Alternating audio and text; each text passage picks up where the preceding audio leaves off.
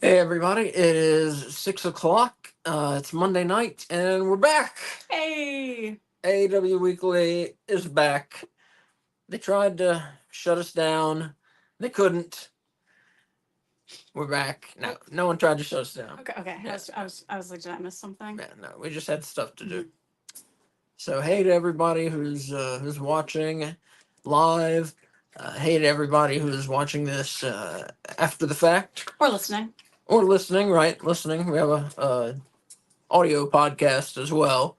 In addition to the video podcast, if you don't have time to sit around and watch us, you can always just listen to us. And the audio podcasts are on Apple Podcasts and Spotify. Spotify. Anywhere good podcasts are found. Yeah, all that stuff. You can get our audio podcast. But I'm Asa, and this is my permanent co-host, Kay Fabulous. Hey. As I said, we're back. We're happy to be back. It's been a couple weeks here. We've had some stuff going on where we couldn't do the show, but we're glad to be back. All right, let's get right to it. TV report. We'll go back to Dynamite on the 17th in Little Rock. They opened with the awesome international title match where Will Ospreay put his belt on the line against MJF, and this was just a fantastic match. It's the best match that's been on Dynamite in, I couldn't even tell you since when, in a long time. Oh, wait, no, that was Collision. Never mind. I was going to say that series that FTR did against Juice Robinson and Jay White, but I think that was Collision. Juice Robinson and who? And Jay White. They were wrestling Jay White. for the tag titles. This was like a long time ago. Yeah, on Collision, a 58-minute match. Yeah. Yeah. But yeah, so this MJF and Will Ospreay match was just, it was fantastic. I saw some people on the internet criticizing the match, like, what the fuck is wrong with you? If you had a problem with this match, you don't like wrestling. I got news for you, Yeah. because this was about as good as it gets. Mm-hmm. MJF beat Will Ospreay after hitting him with his dynamite diamond ring. I'm not sure where he was hiding it, in his trunks. His trunks. That's where he always the hides whole it. time. I guess. I don't know where he got it from. Maybe it was like under the ring, and like right before that he put it in his trunks. But I'm pretty sure he pulled it out of his trunks when or was it in a turnbuckle? I don't remember, honestly. I don't remember either. If you know and you're in the chat, feel free to remember let us know. Yeah, exactly. If you know where MJF was keeping his ring, if you remember, let us know. But MJF won the international title. Becomes only the second man to hold the world and the international title. The first was Jon Moxley. And this match, I gave 5 bones out of 5. This is I don't usually give that, but that's like I said, this is as good as it gets, really. And after the match, MJF got oxygen, which was pretty funny. He's there like sucking the pure oxygen, and he's saying like "easy dub, easy dub." Mm-hmm. MJF is he's pretty funny. He knows how to. Man, whatever he's trying to evoke, whether it's comedy or trying to make people afraid of him, or just like his shit talking, or acting like he's better than everyone, just whatever emotion he's trying to evoke, he's very good at it. He always gets it, whether he's a face or a heel, he always gets it. I'm not going to talk about politics at length, but can I bring up that this totally reminded me of Trump and the assassination attempt?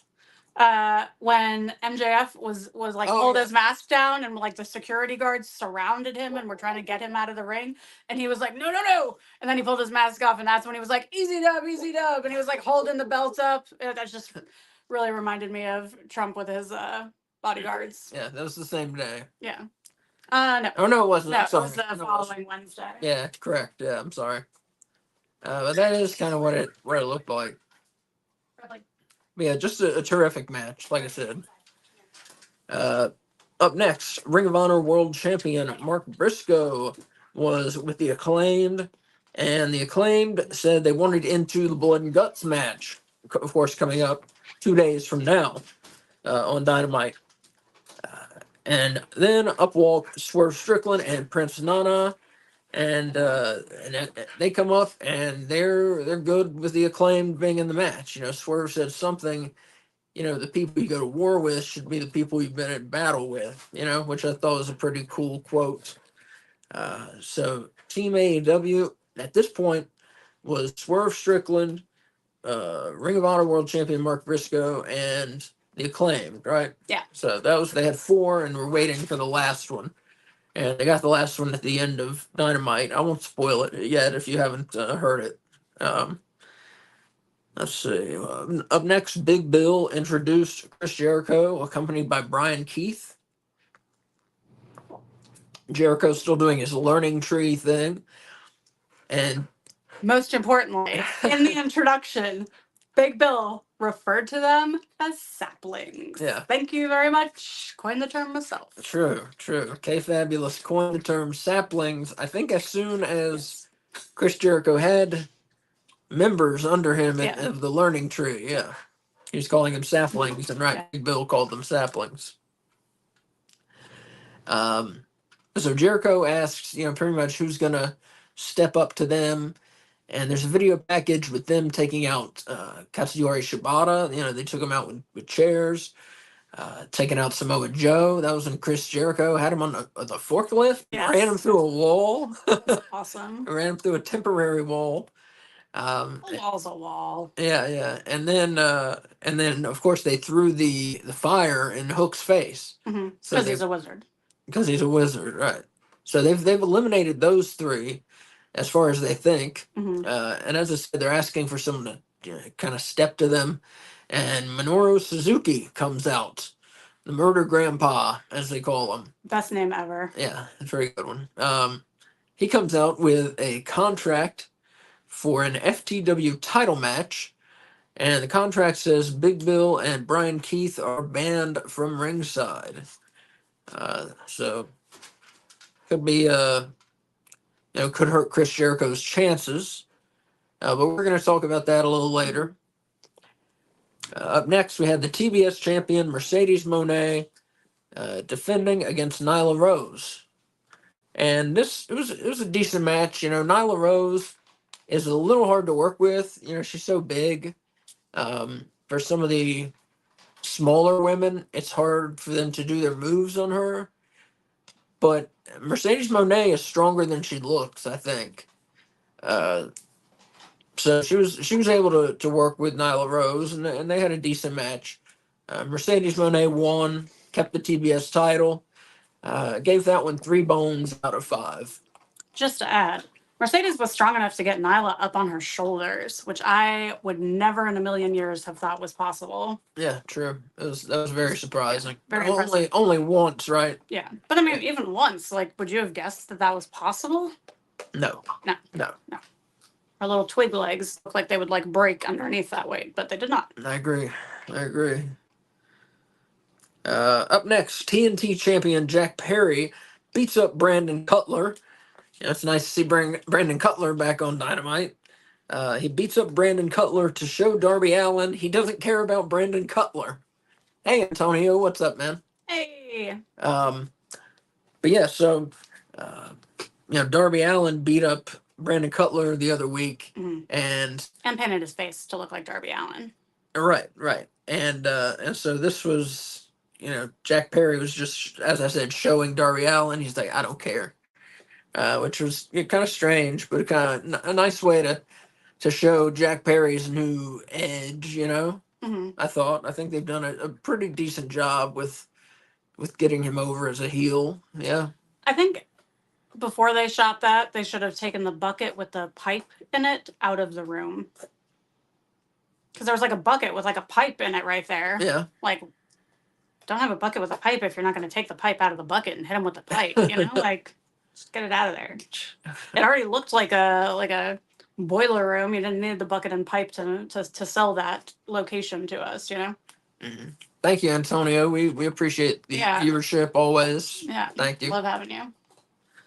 Up next, Mariah May came out dressed as Toni Storm, and it fooled the crowd, definitely. It fooled me at first. Also. Yeah. She looked. They did a very good job of making her look like Toni Storm. Yeah. It was really not until like they zoomed in a little bit and you could see her hair a little bit better that when I figured out like that was not her. Well, and her nose. Well, yeah, I could see the hair before I could see nose definition. The nose, yeah, the nose was different. Mm-hmm. Um, but yeah, so she comes out dressed as Tony Storm, and I think the whole point is, is her kind of saying, I'm past that. I'm, over Tony Storm, Mm-hmm. which it's odd to dress like her and mimic her and still say that, that you're kind of past her. Well, can I talk about this now or is this for later? Sure, yeah. Okay. So I took it as like, look, I am you and I am a better version of you than you are. And I think that's kind of where they're going with it because they also advertised, I think, on Collision that we're going to see Mariah May's new like unveiling this upcoming week. I don't remember if it was Yeah. on Dynamite or Collision.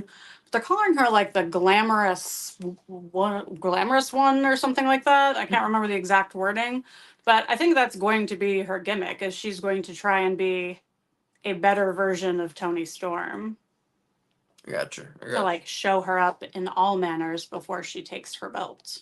And I guess maybe it was a little hard for me to get what was going on because she did a promo, but the fucking Little Rock crowd was giving her the what Yeah. chant.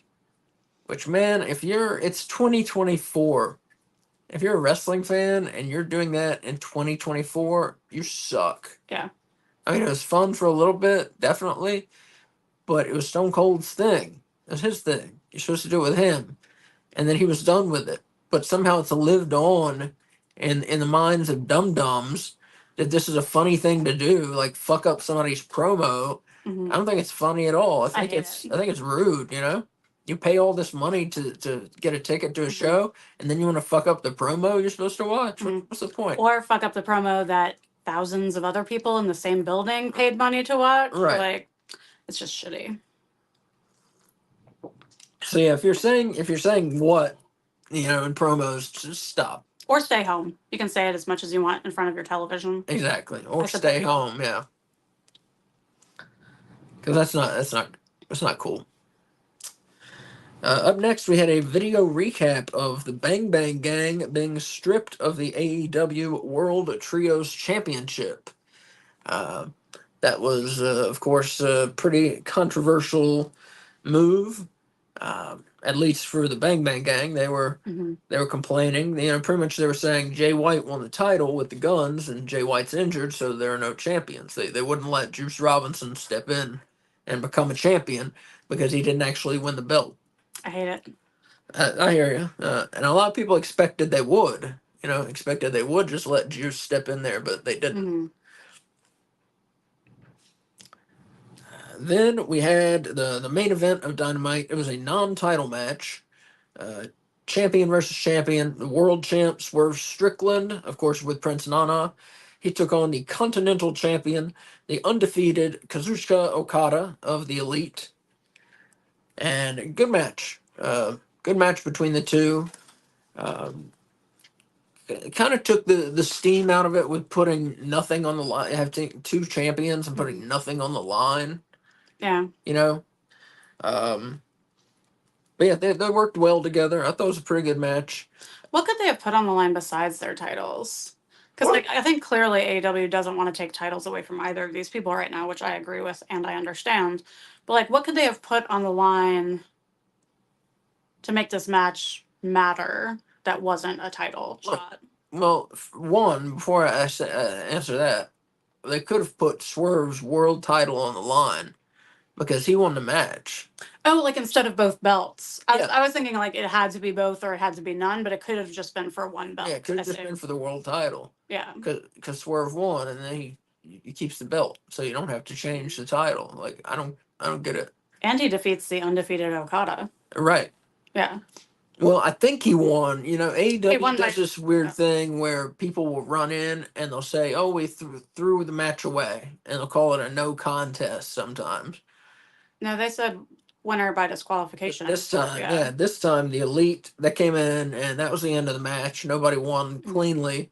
The Elite interfered and Swerve won the match by DQ. And then, of course, Team AEW comes to Swerve's aid, and we've got a brawl. We got a rumble. It's one of my favorite things. Of course, one of the fights with everybody coming out in their street clothes and just fighting each other. I love it. That's the way like a good NWA show used to end. Everybody just in street clothes, brawling with each other and setting up the feuds for next week. Mm-hmm. Um, but that was fun. And so, after Team AEW comes in, Hangman Page's new theme comes on, and Swerve kind of takes a minute and collects himself. They had quite a feud, and I think they have a good feud ahead of them. Mm-hmm. Also, I don't know at what point Swerve will take on the Hangman. Um, you gotta think it might be an all-in thing. I don't know. He has a Oh, no, match. he's fighting. No, that's Yeah. right. He's See, fighting that is Danielson. why it makes no sense. Well, here's a thought. It won't be a popular thought, but here's a thought. They could take the world title from Swerve and have someone else fight Danielson because they haven't put that match together at all. Danielson and Swerve, they haven't built it at all. Yeah. That's what I'm trying to say. So they could take the title from Swerve, have someone else fight Danielson, and then have Swerve fight Hangman. And have Swerve drop the belt on TV? Yeah, like before All In. Right. I don't care for that. I think it'd be okay.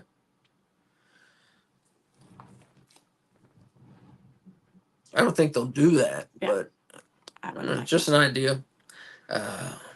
So after Page comes out, they're still fighting, they're still brawling, and then Darby Allin's music plays, which was spoiled because his music played like 10 minutes before. Somebody in the back, in the gorilla position, somebody played Darby Allin's music for like a second. It was like one note, but we instantly knew what that one note was. Yeah. It was like Name That Tune, but with wrestling themes. So his theme played for 1 second, like I said, 10 minutes before. So I knew like Darby Allin was coming out. They wouldn't have it queued up for nothing. And he does. He descends from the rafters, a la Sting, and then we have a big brawl. We finally have Team AEW assembled for Blood and Guts, and of course we have the Elite assembled. So it's gonna be a good match, I'm sure. It's gonna be awesome. Yeah, I love Blood and Guts. It's one of my favorite things, if not my favorite thing in AEW every year. So I look forward to that. I think that there's like a really good opportunity here for the Acclaimed. Because, I mean, people love the Acclaimed, as they should, but they're definitely like gimmicky, right?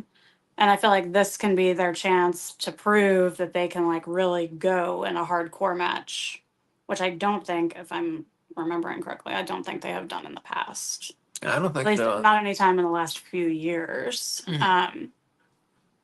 I just think it would be really nice to see a different side of them, and hopefully this match will allow that. Yeah, I agree.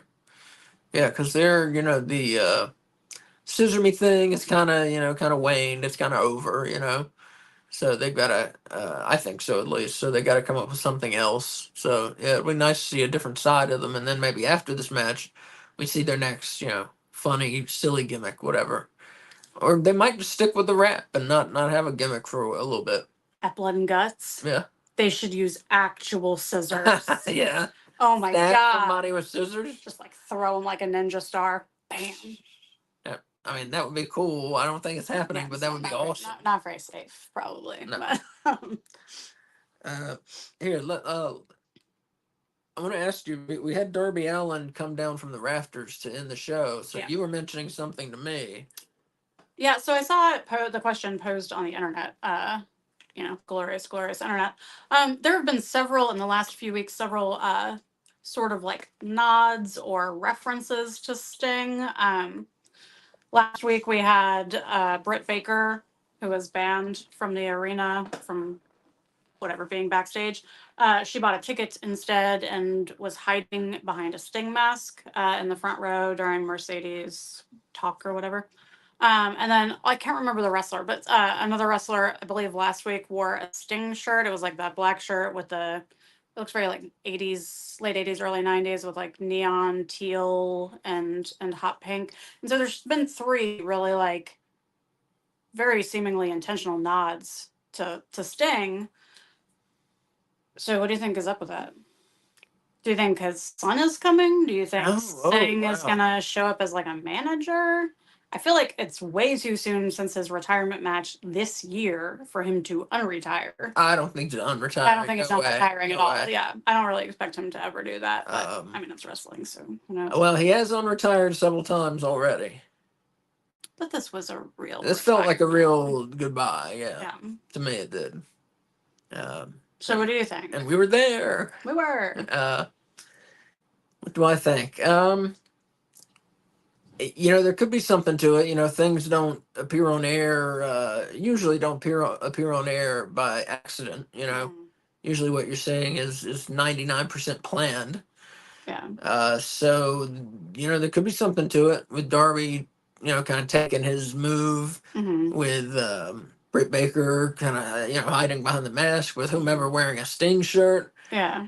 Yeah, I don't know. We could see Sting maybe, have something to do with Blood and Guts, maybe. Like a guest referee or something? No. I mean,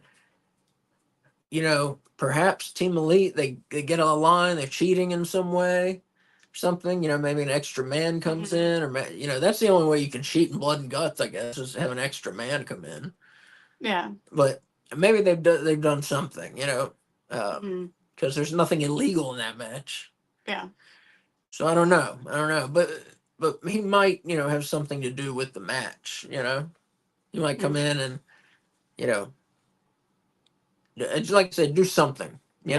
It's hard to see him getting in the ring and doing moves. I don't think he's gonna do that. Yeah. But he might have one. Like I said, just something. I don't know. He might have some hand in the match. Yeah. Um, I was thinking maybe it's just their way of like honoring him, and now that he's no longer a part of the company and has retired, of just like continuing to acknowledge his significance in the company and wrestling history. But with so many like so close together, I don't know.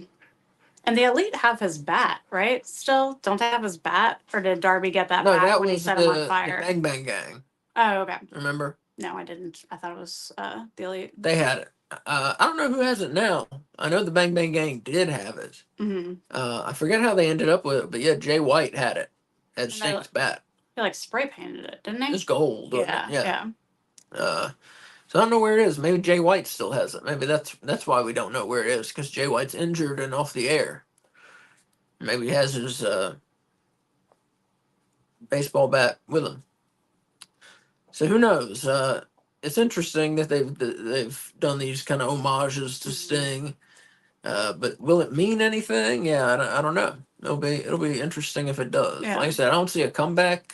You suggested maybe his son would show up. That would be awesome. It would, but it'd be so soon because like he just decided he was interested in wrestling. Like, well, he can come in and do one move. Yeah.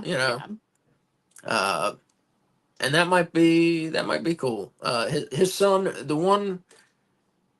So remember, if you remember back at Revolution, Sting's retirement, his two sons were, they came in, and one of them was dressed like old, surfer Sting, blonde hair, blonde flat top, WCW days, and the other one was dressed like Wolfpack Sting, NWO Wolfpack Sting, and they were both good in the ring, I thought, but the NWO Wolfpack press people. He did the Stinger Splash in the corner. Did several other moves and looked very good. And he in doing this, he caught the wrestling bug, so to speak. And now is training to be a pro wrestler. So that's cool. And as you said, maybe he'll be the one to show up. Maybe it's some kind of omen for him to debut. That'd be cool. So I don't know. Maybe they're just fucking with us. Yeah, right. That's true. But they've been known to do this in the past. Like they did it with CM Punk, like before they announced his signing. Right. Like some of them were doing like the go to sleep. Some of them were like Kenny Omega showed up in a chick magnet shirt. Mm. That was a fun time before all the bullshit happened, you know? I do. That was a really great time for AEW, I thought. Yeah. I think they're pretty great now, but that was a really great time before all the bullshit with the Young Bucks and CM Punk, Mm-hmm. and then having to keep people apart and have 2 different shows and all that shit. All right, Collision, July 20th in Arlington, Texas. They're in this esports arena, I think that is what it is. And they're there for 4 straight collisions. So they sold it out, but it was only, I forget the number, but not a huge place, but they sold it out. So they started Collision with a Team AEW versus the Elite recap, heading into Blood and Guts, trying to build that match. And then we got Darby Allin versus the Beast Mortos, which was an interesting matchup. And I love the Beast Mortos. He's a guy who came from AAA. He had a different gimmick. I forget what it was. Black Taurus. Black Taurus, thank you. Mm-hmm. He was named Black Taurus, and he was awesome. Came in AEW once or twice as Black Taurus, and was great. But now that he's moved to AEW, they wouldn't allow him to use the name Black Taurus, so now he's the Beast Mortos, and he wrestles in a Halloween mask. But he's still fucking awesome. He's like this, 200. What do you think? 280 pounds. I'd say around that, yeah. Something like that. 280-pound guy who is, graceful. Would you call it graceful? I don't know if I'd call it graceful. Agile. Agile, thank you. Very agile. Yeah, to talk about wrestling is fantastic, Antonio. I agree. But yeah, very agile to be Smorto, so shockingly so. Yeah. So yeah, I'm definitely a fan. But they had a good match, good kind of little guy versus big guy match, but not the standard one. But yeah, very good match. Darby Allin pinned the Beast Mortos after a coffin drop. He had hit a coffin drop earlier in the match from the top of the turnbuckle all the way to the outside on the Beast Mortos. Darby's always risking himself, and it was a very high, very far coffin drop when he did it from the outside. But as I said, Darby pinned the Beast Mortos, got the win. Gave this match 4.5 bones out of 5. Very good match. Very, like I said, the little man versus big man, but in a different way than we usually see. Can I backtrack for like 2 seconds? Well, okay. That's a question about Dynamite. Okay. Did you give your bone ratings for the other matches besides the opener? No, on Dynamite? Yeah. I thought I did. I don't remember them, but it might just be me not remembering them. And you didn't say your match of the night. I'm sorry. Okay, yeah, you're right. Well, I gave my ratings for most of them. The title match I didn't. Swerve Strickland versus Okada, 4 bones out of 5. And match of the night on Dynamite, definitely MJF versus Will Ospreay. And that's the AEW match of the week, definitely, for last week. I agree. Yeah. Thank you for pointing that out, yeah. All right. So this one, like I said, I gave 4.5 bones out of 5. And Darby Allin got on the mic and ran down the Elite after the match.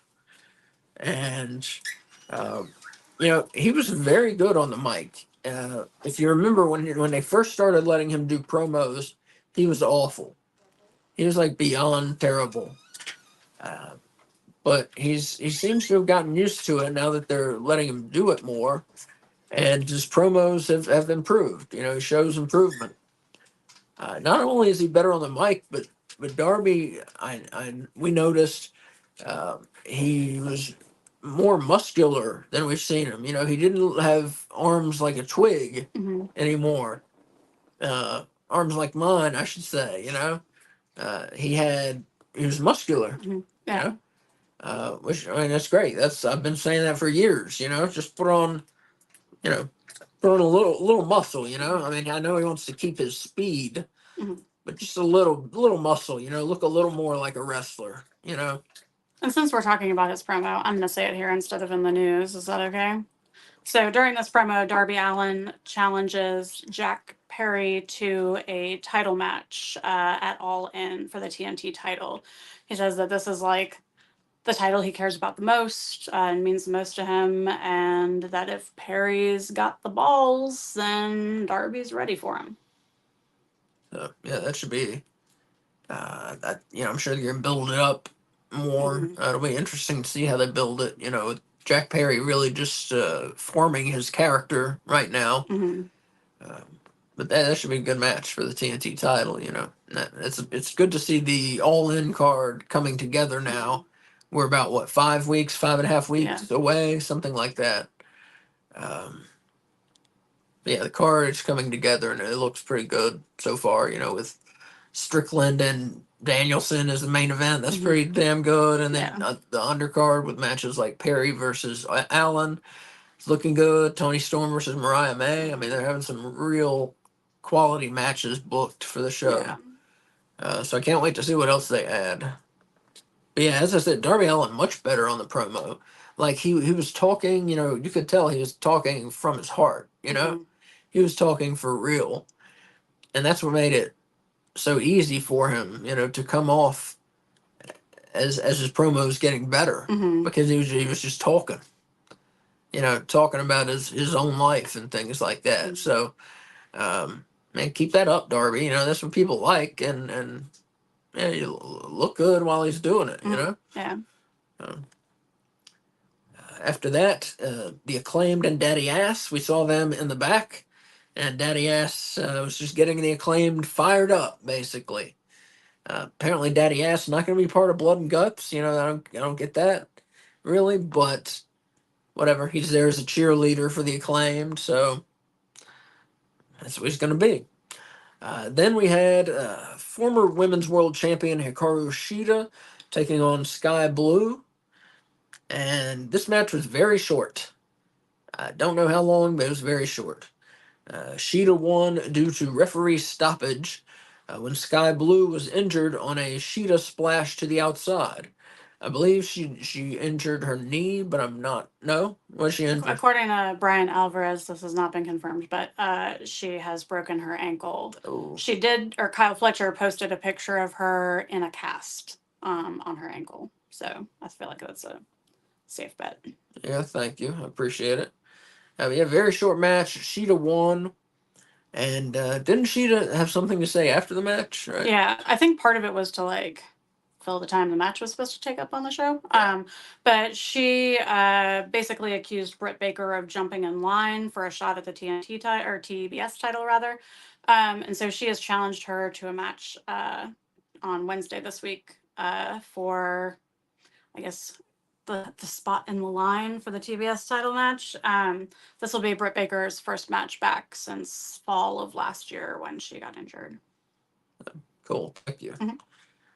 After that, we go to the back again, and we see Lance Archer beating up like four or five guys, just regular guys. Who knows why they're back there? They don't identify them as crew, I think. They don't identify them as anything. It's just Lance Archer beating guys up. They were dressed like regular people, weren't they? Yeah. So what? Did he like bring them in a car and in the arena to beat them up? I don't know. Was one dressed like a wrestler, and we were like, "Who's that?" And we were like, "That's nobody." I don't know. I don't know. Yeah, it was definitely random. I also think this was added to fill whatever time was going to be. Yeah, the Shida. It was. Match. Yeah, it definitely was random. Lance Archer, I like the guy, but he hasn't been around lately. He's in that kind of faction with the Righteous, where they had Lance Archer and the Righteous with Jake the Snake managing them, which I thought was really cool and had a lot of possibility. And they haven't used them very much at all. And Jake the Snake hasn't been around to manage them either. For a minute, I like when he was fighting those random dudes. I thought one of them was Jake the Snake until I realized he was too short. It was the guy that you thought was Kevin Sullivan for a second. I joked, yeah. I thought it was Kevin Sullivan. It was Kevin Sullivan. But I thought he was Jake the Snake for like a split second until I realized his height. And speaking of Jake the Snake, yeah, we are meeting Jake the Snake Sunday Mhm. in Greensboro, North Carolina. Yeah. AML, an independent wrestling company that we go see a lot. They're having a show in Greensboro, North Carolina. So if you're around the area, uh, come to the show. It's Sunday. I think the signings start at 2 p.m. and the matches start at 4 p.m., I believe. But Jake the Snake is going to be there. Arn Anderson is going to be there. He's pretty much every show. He's Brock Anderson's like manager now. Yeah, and Brock is part of the company. Right, and so Arn did every show. Mhm. Who else was it going to be there? I think it's Rhino, but don't hold Rhino. me No, to that. that's right. Okay. Rhino, former. I think he was ECW World Champion. I could be wrong on that. Man, I wonder if he was. Anyways, but Rhino, awesome. He's going to be there as well. Oh, and Ryan Nemeth. No, yeah, Ryan. Ryan Nemeth, right? Not Dolph Ziggler, the other one. Yeah. That's Ryan, right? Nick Nemeth, yeah. I think Nick Nemeth is Dolph, yeah. Okay, so it's Ryan Nemeth. Ryan Nemeth, his brother, is going to be there, which I don't He's in the particularly main care event. about. What's the main event? It's Ryan Nemeth versus Brad Attitude for the AML World Heavyweight Championship. Brad Attitude, pretty good worker. Mhm. Pretty good, I Yeah. think. He's very good at putting on like professional style matches. And he looks like he has to do this full time because he has got like stars carved into his hair. Definitely. Or Yeah. or he works for himself, so it doesn't matter how he fucking Like looks. a bartender, maybe. Yeah. Or he might work from home, Mm-hmm. so it doesn't matter how he looks. Like me. That's why I look like this. So I work from home. So it doesn't matter how I look. Where were we? Lance Archer's beating up 4 or 5 guys. And so it's just odd. Mm-hmm. They don't do anything with it, say much about it, and Lance Archer's not on the show later. Nor is he announced for anything next week. Right. I really think it was like a who's wearing wrestling clothes and isn't on the show already. Hey, Lance, beat up these 4 dudes that are standing around you real quick and look angry. Yeah. No.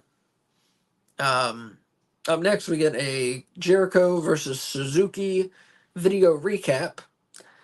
And then Jericho cuts a promo on Minoru Suzuki for their FTW title match coming up Wednesday on Dynamite.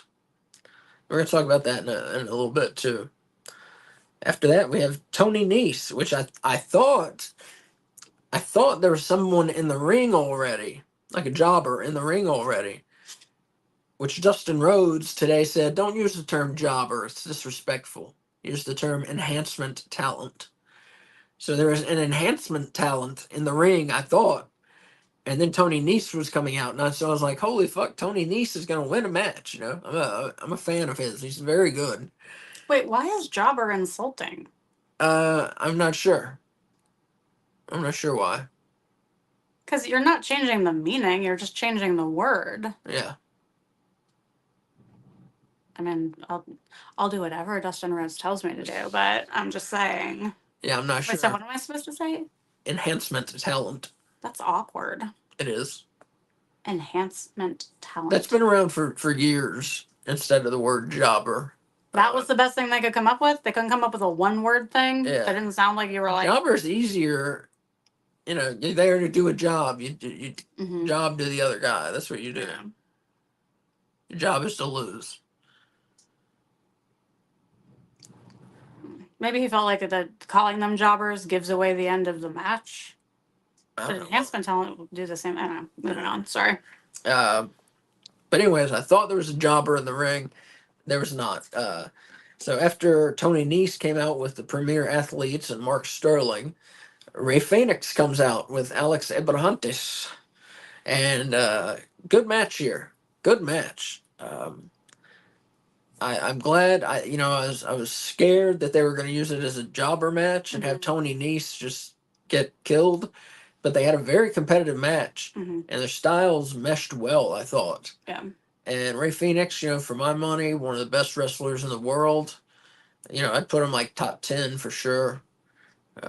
Maybe top 5. I don't know, but Ray Phoenix looked great. And Tony Nese, I think he's really good. I think he deserves a push. He got on the mic too and insulted the people in Little Rock and called them all fat and this and that. And he was good on the mic, I thought. That's because he does that every time he Yeah. is in front of a crowd. Oh, It's the right. exact same Yeah. every time. So if he wasn't good at that at this point, then like they need to take that microphone away from him because he's had lots of practice. Yeah. But so we got Tony Nese versus Ray Phoenix, and of course Ray Phoenix won. He pinned Nese after a frog splash. This match I gave 4 bones out of 5. Another pretty good match this week. Most of the matches were pretty good this week on AEW TV. Most of them are pretty good or very good. After that, we got an FTR in-ring promo. First, we got a video review of FTR and Tom. I think his name's Tom, right? Tom Billington Jr., the Dynamite Kid's nephew. Mm-hmm. I think it's his nephew. The new Dynamite Kid. The new Dynamite Kid. We got a video review of FTR and the new Dynamite Kid taking on the Callis family. Mm-hmm. So that feud, I guess, is going to keep going. That's cool. And then FTR, they go on to say that they're going to face the Young Bucks at All In. That's what they want. And hell yeah, do it. You know, and I see on the internet, there's always people complaining about FTR and the Bucks. Oh, it's FTR and the Bucks again. FTR and the Bucks. They have fought like 4 times in 5 years or something. That's not overkill. In 2-on-2. That's not overkill. They fought in more 2-on-2. Yeah. In 2-on-2. Straight tag matches. That's not overkill at all. I mean, they deserve. Thank you, Antonio. I appreciate the claps. It's not overkill. These two teams should face each other. Every time they faced each other has been awesome. I mean, they're 2 of the best tag teams in the world, if not the 2 best tag teams in the world. So they should be facing one another. And the people that complain, I just don't get it. So yeah, let's do it at All In. You know, thankfully, yeah, let's do it. What tag teams have we not seen face the Young Bucks? Have we seen Jay White and Juice Robinson face the Young Bucks? I don't think so. They're not really tag team. White Robinson? Have we seen the Guns face the Young Bucks? I feel like no. Have we seen Malachi Black and Brody King face the Young Bucks? Pretty sure no.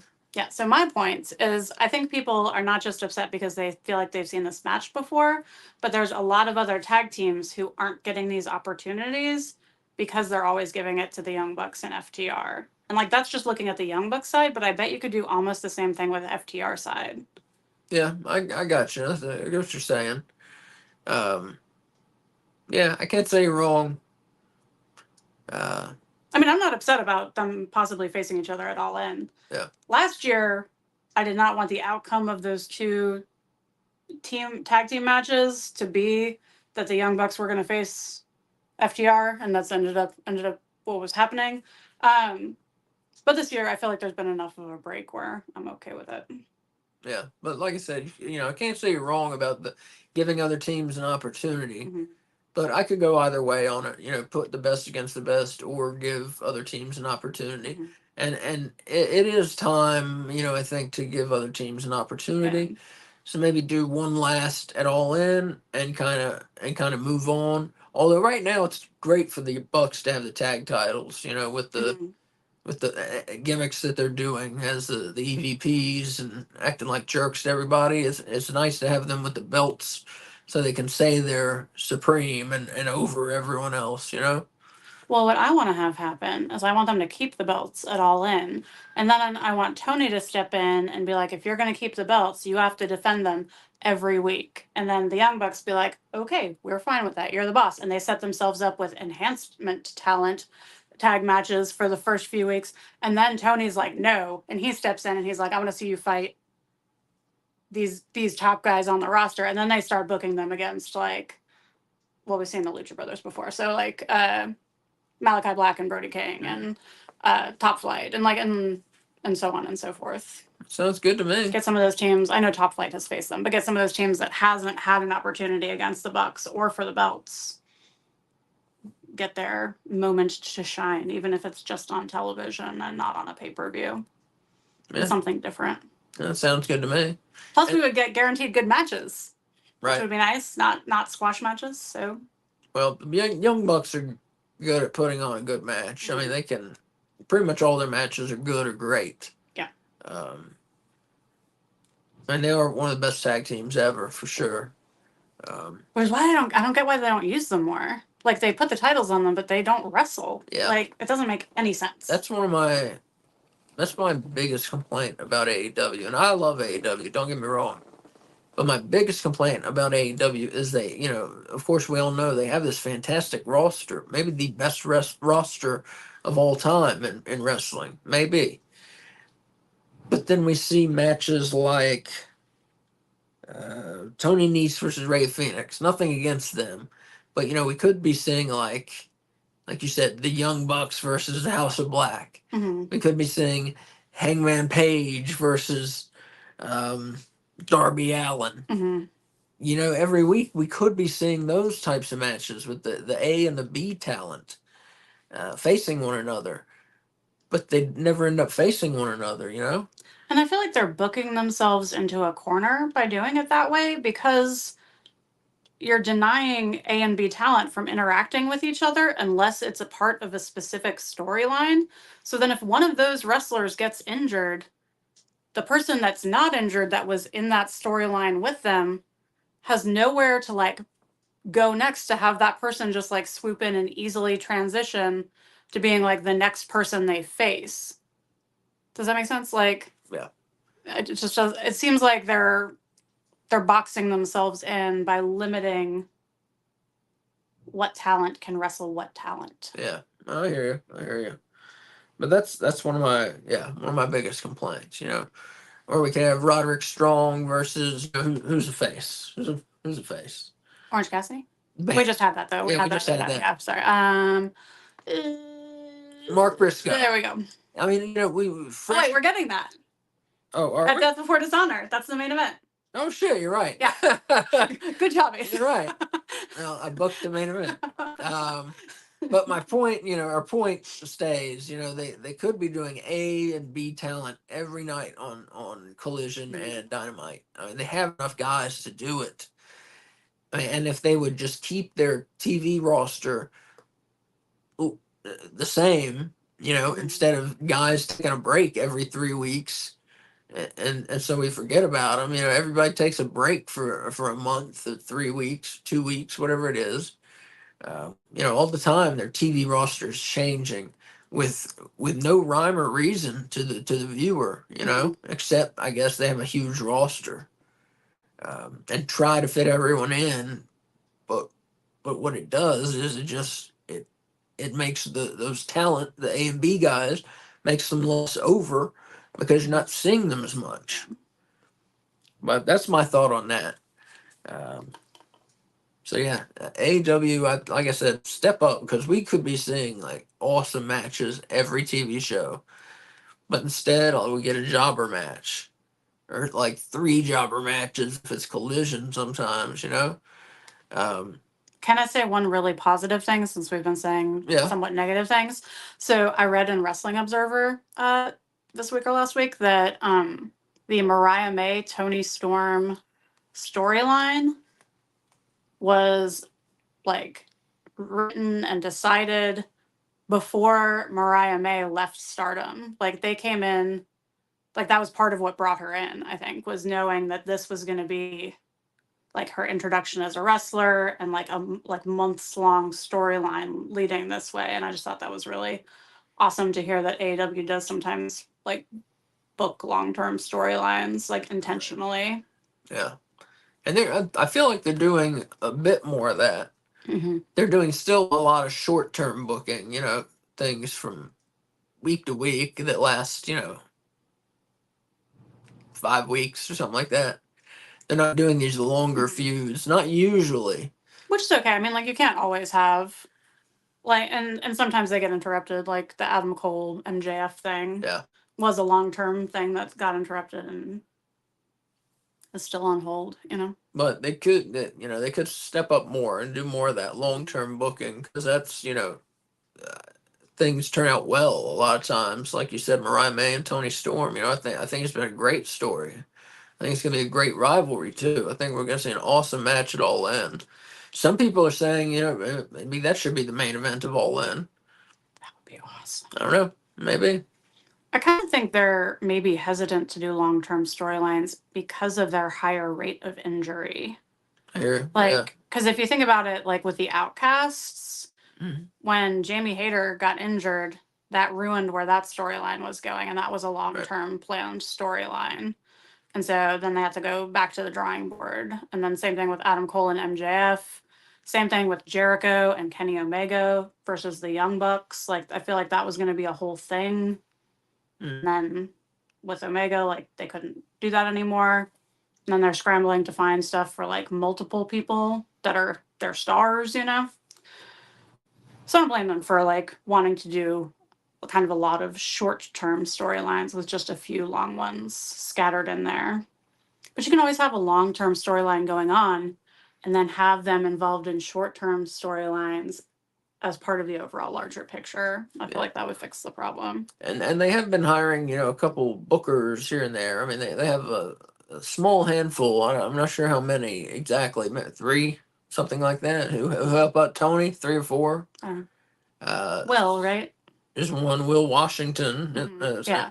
and then they have a woman. I forget her name, who I used always to make work up for names. WWE. And they Jennifer? just hired someone else. I forget his name, and I think he maybe used to work for WWE also, which isn't necessarily a good thing, but at least they have pro experience. Mm-hmm. Um, anyways, so here's the AEW doing some longer term storylines, and let's see it. We've seen a little of it, but keep it up, and just have an idea that lasts more than 4 weeks. Well, they're doing it with Hangman and Swerve. Oh yeah, Also, yeah, definitely. It's been a great feud. Mm-hmm. Yeah. Anyways, uh, so back to what we were saying. Uh, oh, with that we got started with FTR and the Young Bucks at All In. That's how we got started with all that. Yeah. Which will be a great match. Uh, After that, on Collision, Hikaru Shida said she wanted to fight Dr. Britt Baker at Blood and Guts. Uh, Hikaru Shida, she said Britt Baker, she came back. Britt Baker did. Came back and say she wanted a shot at the TBS title, which Mercedes Moné has right now, and Hikaru Shida accused her of, jumping in line. So you've been gone, you haven't had any matches. Why do you deserve it? And we're going to talk about that a little more in a minute here. After that, we had Roderick Strong of the Undisputed Kingdom versus Tomohiro Ishii. And this match, it was not good. Oh my god, it was so boring. It was not good. I wrote the word yawn next to it in my notes. Yeah, there were a lot of chops. So many chops. There were a lot of moves to Ishii's head, which he didn't sell. Ishii didn't sell like 60 to 70% of the moves in the match, I feel like that's a generous percentage. which makes for a really boring match. When you have it's just like an exhibition. When you just have one guy doing the moves to the other guy and he's not selling, that's boring as fuck. Yeah. Um, It was not good. Unless it was like Hulk Hogan when he was hulking up, then it's exciting. But Ishii wasn't. I don't know. I just got fireworks on my screen. I have no idea why. Did you see that? Yeah. That was awesome. I have no idea why. But Ishii is not Hulk Hogan. Yeah. Um, Well, also, I mean, I haven't seen a lot of Hulk Hogan matches, but I assumed that when he hulks up, it's after he's taken like somewhat of a beating, and this Right. is him making a comeback. exactly. And now he's invincible because he's hulked up. This was like the entire match, like from the first hit to almost the last one, except the last one was a hit in the nuts. So that he did sell, Yeah. As Kay said, in the match, the Kingdom distracted the ref. Strong low blows Ishii, then hits a high knee and gets the pin. Strong gets the pin over Ishii. And this match, I gave 1/2 a bone, which is one of the lowest ratings I've ever given. I think it ties the lowest rating you've ever given. It I does. don't think you've ever given 0 bones, have you? No. Yeah. Uh, yeah, as I said, this not to be too negative, but this match just was nothing. I mean, after they went to the back, Tony Khan could not have been happy with this match. And I like Roderick Strong. I think he's very good, very skilled. Mm-hmm. But like I said, this match was just a lot of no selling and chopping and just boring and not entertaining one bit. Roderick Strong could have been wrestling like a mannequin, and it would have been more interesting. Yeah, yeah. After that, the Undisputed Kingdom, they beat Ishii down, and then Mark Briscoe and Kyle O'Reilly of the conglomeration, they come out for the save. Um, After that, we have a video review of Ospreay losing his international title to MJF on Dynamite. And then up next, we have an awesome debut. We have Hologram, who is a man who used to be in AAA, and he signed with AEW, and he's changed his name. And I should have written it down because now I forget what his name was. But he's changed his name, and he's now Hologram. And he comes in, he's got a big H kind of on his outfit, which they need to change the outfit just a little. He's got like a big glowing green H, and then he is. I liked it. Huh? I liked I kind it. of liked it. Yeah, he looks like he's straight out of like 1995. I think it looks like he's out of a comic book. Well, he does. Yeah, Yeah. both. He looks like he's out of a 1995 comic Yes, book. yeah, that's true. But yeah, with the green H, and then his clothes are kind of blue, but they have lighting effects when he enters to make them kind of glowing blue. Mm-hmm. And then he has a mask as well. And he has holograms all over him. Oh, right. Yeah, like Yeah. aren't they on his pants. boots and pants? Yeah. So I love holograms. They're one of my favorite things in the world. It's true. I can vouch for that. Yeah. I don't know why. I find them fascinating, and I love it. I love to see it. It's really neat. Love to see him. But this motherfucker was awesome. Yeah. He was awesome. I'd never seen him wrestle before, and he was amazing. He came in, he did one move where he jumped up and stood. Oh, I should tell you who he fought. He was fighting Gringo Loco. And he did one move, Hologram did, where he like jumped up on Loco's shoulders. From the mat. From the mat. Jumped up, about 5'8" off the mat to stand on his fucking shoulders. And landed it without a hand. Like, right. Unbelievable balance. Unbelievable. And then that led him to do a backflip off and then do some other move. But he was doing amazing lucha moves, and also showed a lot of rope work. Yeah. Like there was one section where he was on the ropes in the corner, and he dodged 4 different attacks by Gringo Loco by doing 4 different moves where he was coming in and out of the ropes, standing on this rope, going down to this rope. He was something else, and he walked on the ropes at one point too as well, didn't he? Yeah. A couple points. And his moves were just spot on. Everything looked great. He hit everything he tried. Great debut. He won by spinning Gringo Loco and then falling into a power bomb, which he calls the portal bomb. So awesome debut by Hologram. I gave this match 3.5 bones out of 5. And the only reason I gave it 3.5 is because it was a jobber match. Gringo Loco wasn't competitive at all. So there's only so high I can rate a jobber match, but Hologram by himself, I give 5 bones. Yeah. But the match itself, like I said, 3.5 bones out of 5. But man, Hologram, if you didn't see this match with Hologram and Gringo Loco on Collision, find it on the internet. Yeah. Because this guy was awesome, Hologram. Awesome. I don't think we've been this excited about a wrestler that we've never heard of debuting since like Vikingo. Mm-hmm. It was that level of like jaw dropping and like yes, Yeah. like when we saw them, it instantly won us over. Yeah, he was awesome. Yeah. He was awesome. I love the high flyers, the good ones, A lot of people try rope moves and high flying moves who really shouldn't. Mhm. But like I love the good ones like Ray Phoenix, like Rey Mysterio Jr., of course. Guys like that. Mhm. Up next, we saw Kevin Von Erich. That's wild.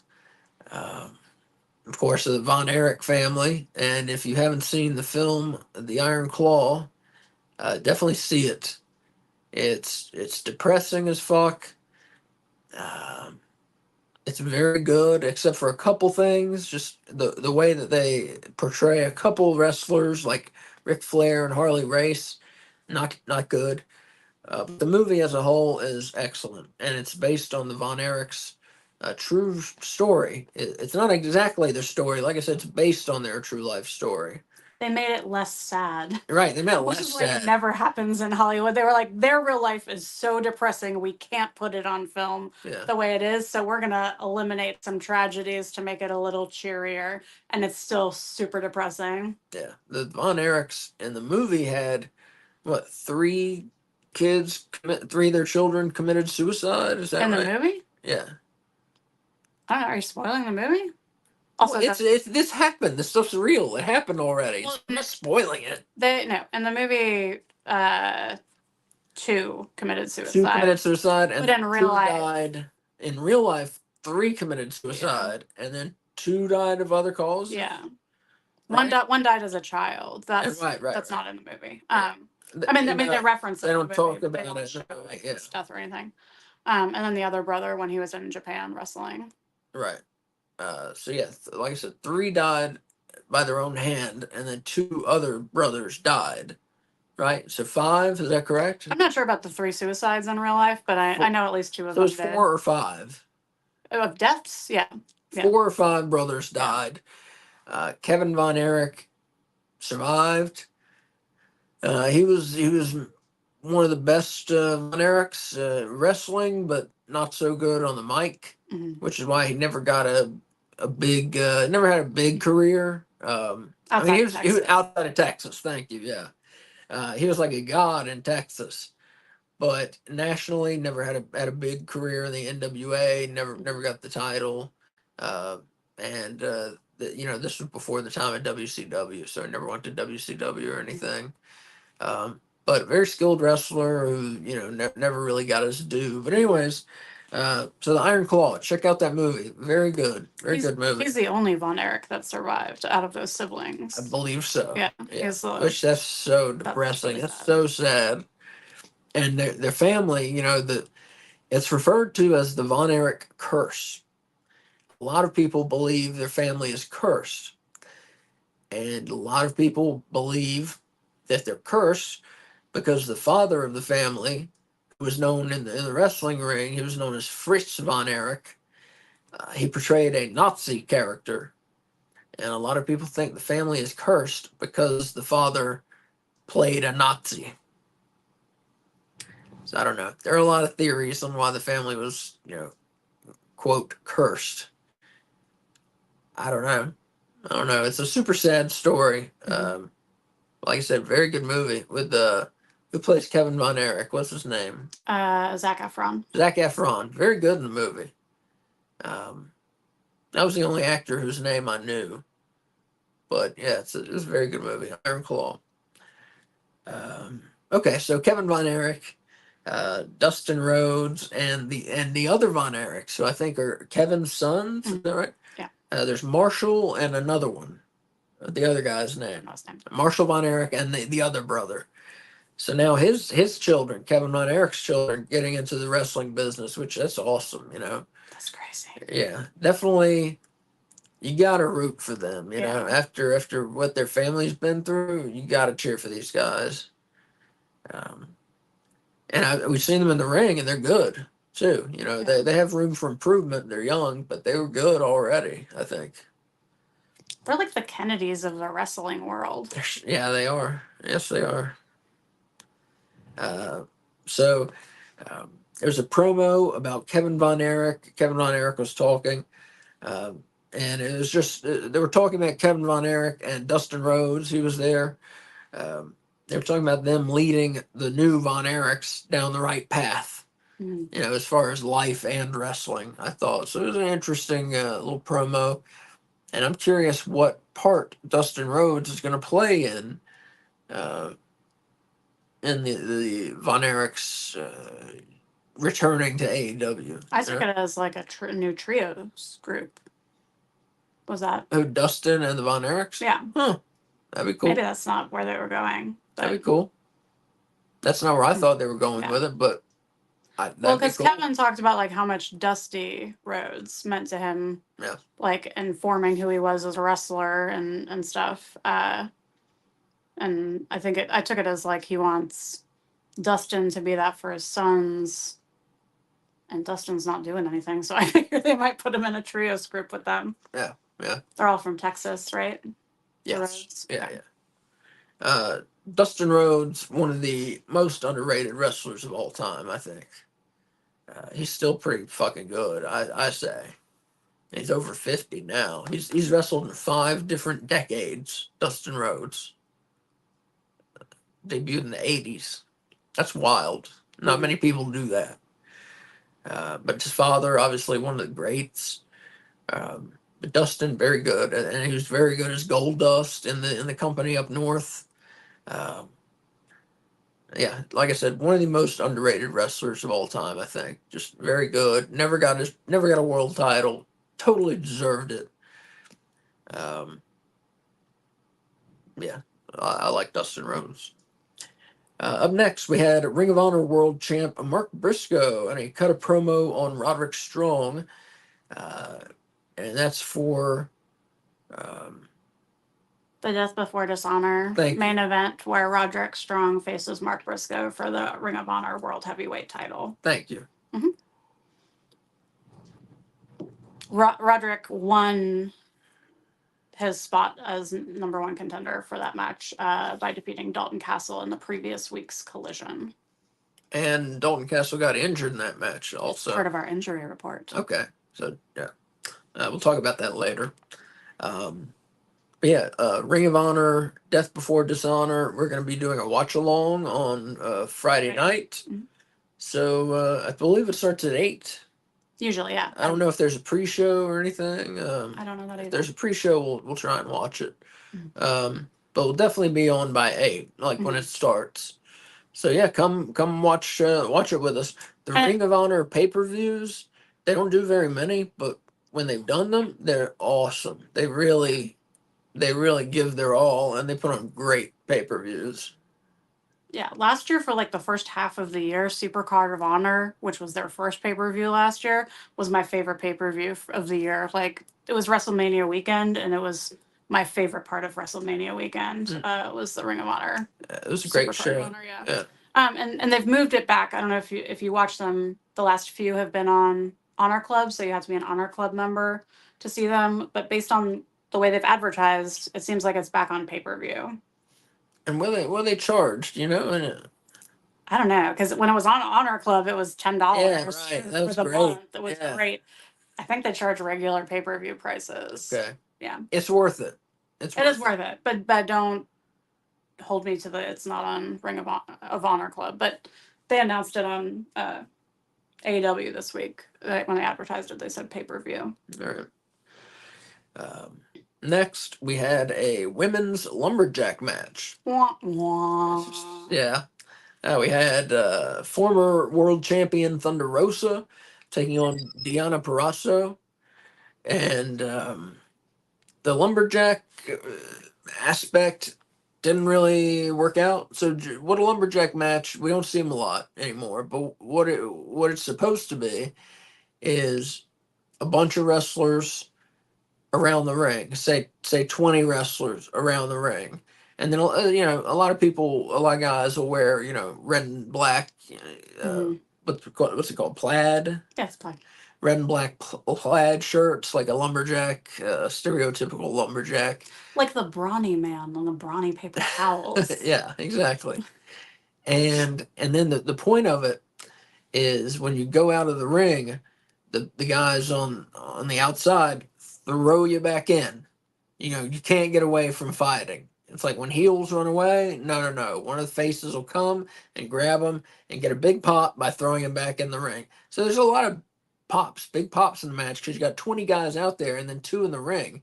That's how you're supposed to run it, at least.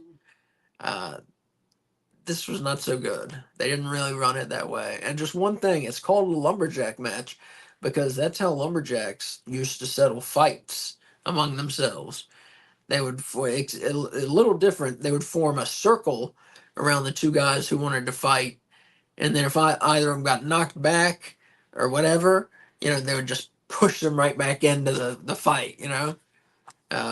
Seems intense. But yeah, that's why it's called a lumberjack match. I do want to give a shout out to Rachel Ellering, who was the only lumberjack woman wearing a lumberjack shirt. So props to her for knowing the assignment and sticking with it. Yeah, Rachel Ellering, blackballed for several years in wrestling. Uh, Something about her having sex with someone that people didn't like, maybe cheating on her husband. I forget the story, but something about sex. And like I said, it got her Allegedly. Let's throw the word allegedly. allegedly something. It was something about alleged sex, and like I said, she got blackballed for several years from wrestling, and I'm not sure why she's back in now, but she's back. And she's the daughter of Paul Ellering, who for years managed the Road Warriors, the Legion of Doom. So that's pretty cool. Mhm. That's pretty cool. So I don't know. Hopefully she does well because nobody deserves that for as light a thing as she allegedly did. Like if you do serious crimes, maybe then you should get blackballed. But what she supposedly did, I don't. That's ridiculous to deny someone a job. Their job. That's silly. But the match, Deanna Purrazzo beat Thunder Rosa in an upset. I think. Well, she cheated. Yeah, she won after hitting Thunder Rosa with a turnbuckle, not throwing her into the turnbuckle. She took the turnbuckle apart and had the big metal part of the turnbuckle and hit Thunder Rosa with it. She didn't take it apart. What? Wasn't she holding the big metal part? She was. It wasn't from one of the turnbuckles that was on the ring. What? Taya Valkyrie handed her one from under the ring. And then she hit her. That's why Taya went in after she won and was like holding up her arm and like, woo, Okay, I missed that thing. I was probably taking notes. Yeah. Sorry. Thank you. I appreciate that. But the match I gave, it wasn't terrible, but they never really, like I said, the lumberjack aspect, they didn't do it right. Can I explain the problem? Well, let me give my rating Okay, real quick. okay.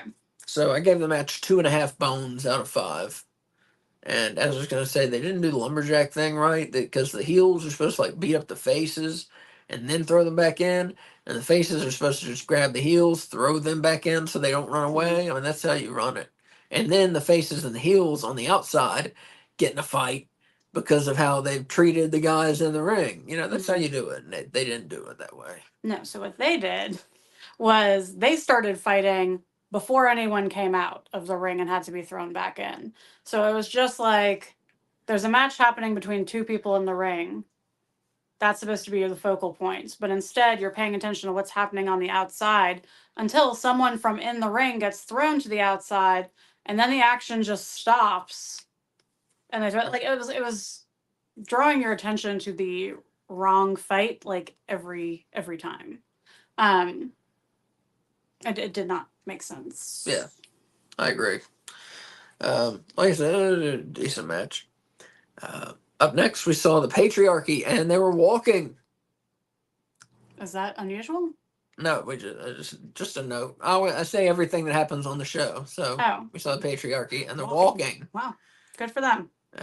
That's something the big company up north did a lot. They'd show people walking to the ring and then go to commercial before a match. And so they're AEW, I guess, borrowing that.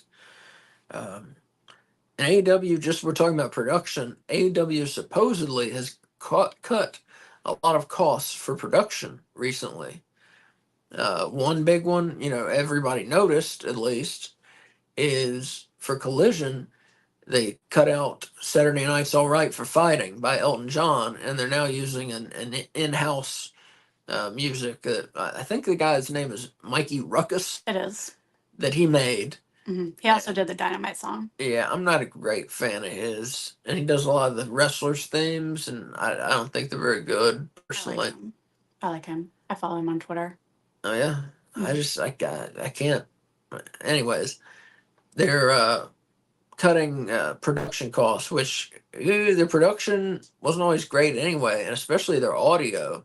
Their audio, they're always having problems, whether it's the wrestlers in the ring, like the fucking mic's cutting off, whether it's the commentators, maybe getting totally shut off. Most of the time, it's the promos in the back that sound like they're in like a tin can. Right. And like even on Collision, they're at this place for 6 shows. They can't make sure they get the sound right before they do their first show there. They're going to be there for forever. And it had like the worst promo sound quality. Yeah. It's upsetting. But so they cut production costs, and maybe they shouldn't have. We'll see. We'll see. Up next, we have the main event for Collision, the AEW World Trios title match. Of course, the Bang Bang Gang stripped of the titles, but they're in this match, and they're fighting the Patriarchy, Christian Cage, former TNT champion, Nick Wayne, and Killswitch. They referred to them as the AEW Unified Trios titles, I believe. Oh, okay. And they had. I thought it was World Trios titles. Maybe I know the word unified was in there because I thought in my head I thought they were already unified, but they actually are giving them just one belt. Like whoever wins this match, you're not getting 9 belts, you're getting 3. You guessed it right. So that's nice. So this match, pretty good match. Patriarchy beat the Bang Bang Gang, so the Patriarchy are now the unified World Trios champions. So the finish, Mama Wayne, who accompanied them, of course, she shot hairspray into Juice Robinson's eye, which set up Christian to hit the kill switch, his finisher, and he got the pin and the win. So the Patriarchy, as I said, the new World Trios unified champions. This was a good match. I gave it 4 bones out of 5. So pretty good episode of Collision, actually. The card was strange. Just a mixture of talent that they used. It was different. But it came out to be a good show, except for the Cheetah versus Sky Blue thing. But they couldn't really help that because, Blue, as I said, Blue got injured in the match. But otherwise, pretty good. And the Lumberjack match wasn't so great. But the rest of the show was pretty good.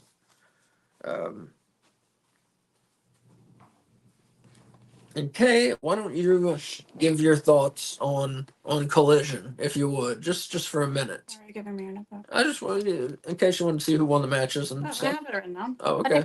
Just give your thoughts on the show. I thought this was an improvement to previous Collisions. Collision is the problem child of AEW. So I thought this was an improvement. We had really the only squash match was Sheeta versus Sky Blue, and that's because Sky Blue got injured, and that wasn't supposed to be how it ended. So this was a vast improvement from the normal 2 to 3 squash matches that we get on the show. And I don't really consider Gringo Loco a jobber, so I would say there were no jobber matches, which is really nice. Beast Mortos is new, but he's not a jobber. He's featured on Ring of Honor somewhat frequently since he left AAA as Black Taurus. And I really enjoyed the main event and also getting to see Hologram's debut. I feel like Hologram's debut was definitely the highlight of the show for me. That's probably my match of the night, or maybe the Patriarchy versus the Bang Bang Gang. That was really good. I don't care for the Mother Wayne interference and them getting the titles angle, but it happens. It's wrestling. I think that since they gave the titles to the Patriarchy, they now need to do something big with the Bang Bang Gang. Juice Robinson, I know I talk about it like I'm kind of in love with him, which I'm not, but I think he's so awesome. Like I'm in love with him. I feel like his character is like a magnet. Like it just draws everyone in. Like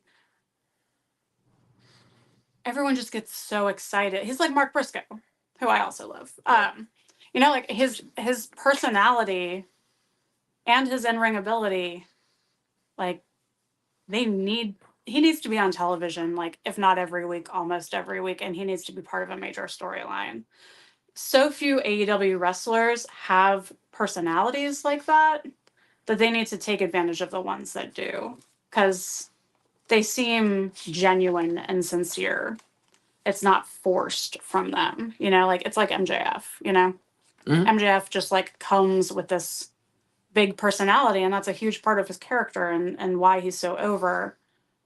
I feel like they should hook into that and do that with the other people in their company who also have magnetic personalities. Well, thank you. Appreciate your thoughts. And TV recap is done, and now we're going to do a segment called Where's This Going?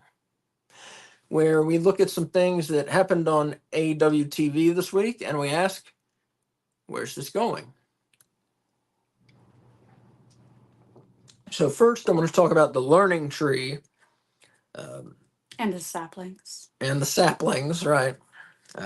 So we've got on Dynamite in 2 days, we've got Chris Jericho defending the FTW belt against Minoru Suzuki. And Big Bill and Brian Keith, the saplings, are banned from ringside.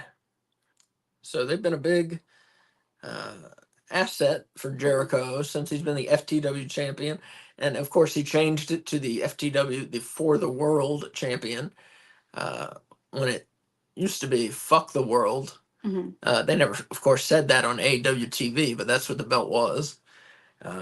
Originally an ECW belt, correct? Right, yeah. Originally an ECW belt. It was awesome. Created by Taz, Hook's father. Yeah, because he couldn't get a world title shot, or the champion wouldn't give him a title shot, something like that. And then Taz said, well, fuck, I'm going to make my own belt. This is the Fuck the World title belt. So, pretty cool. Yeah, so Big Bill and Brian Keith banned from ringside in this Jericho title defense. Kay, what do you think? What's going to happen on Dynamite? So before I give you my prediction, which is a good prediction, I think, I have some questions. Okay. Question number 1: is this an FTW rules match? Of course, yeah. Okay. Is it? I assume so. Well, like they didn't say that it was, and so I don't know. I didn't know if we were supposed to assume that, or if it meant that it wasn't. I think they're always FTW rules. Okay. Yeah. My second question: in an FTW rules match, is that a Falls Count Anywhere match or just a no DQ? I think it's just a no DQ match. Yeah.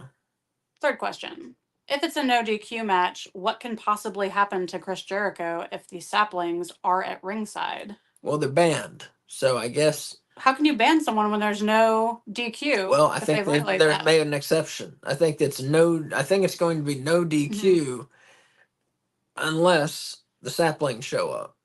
I see.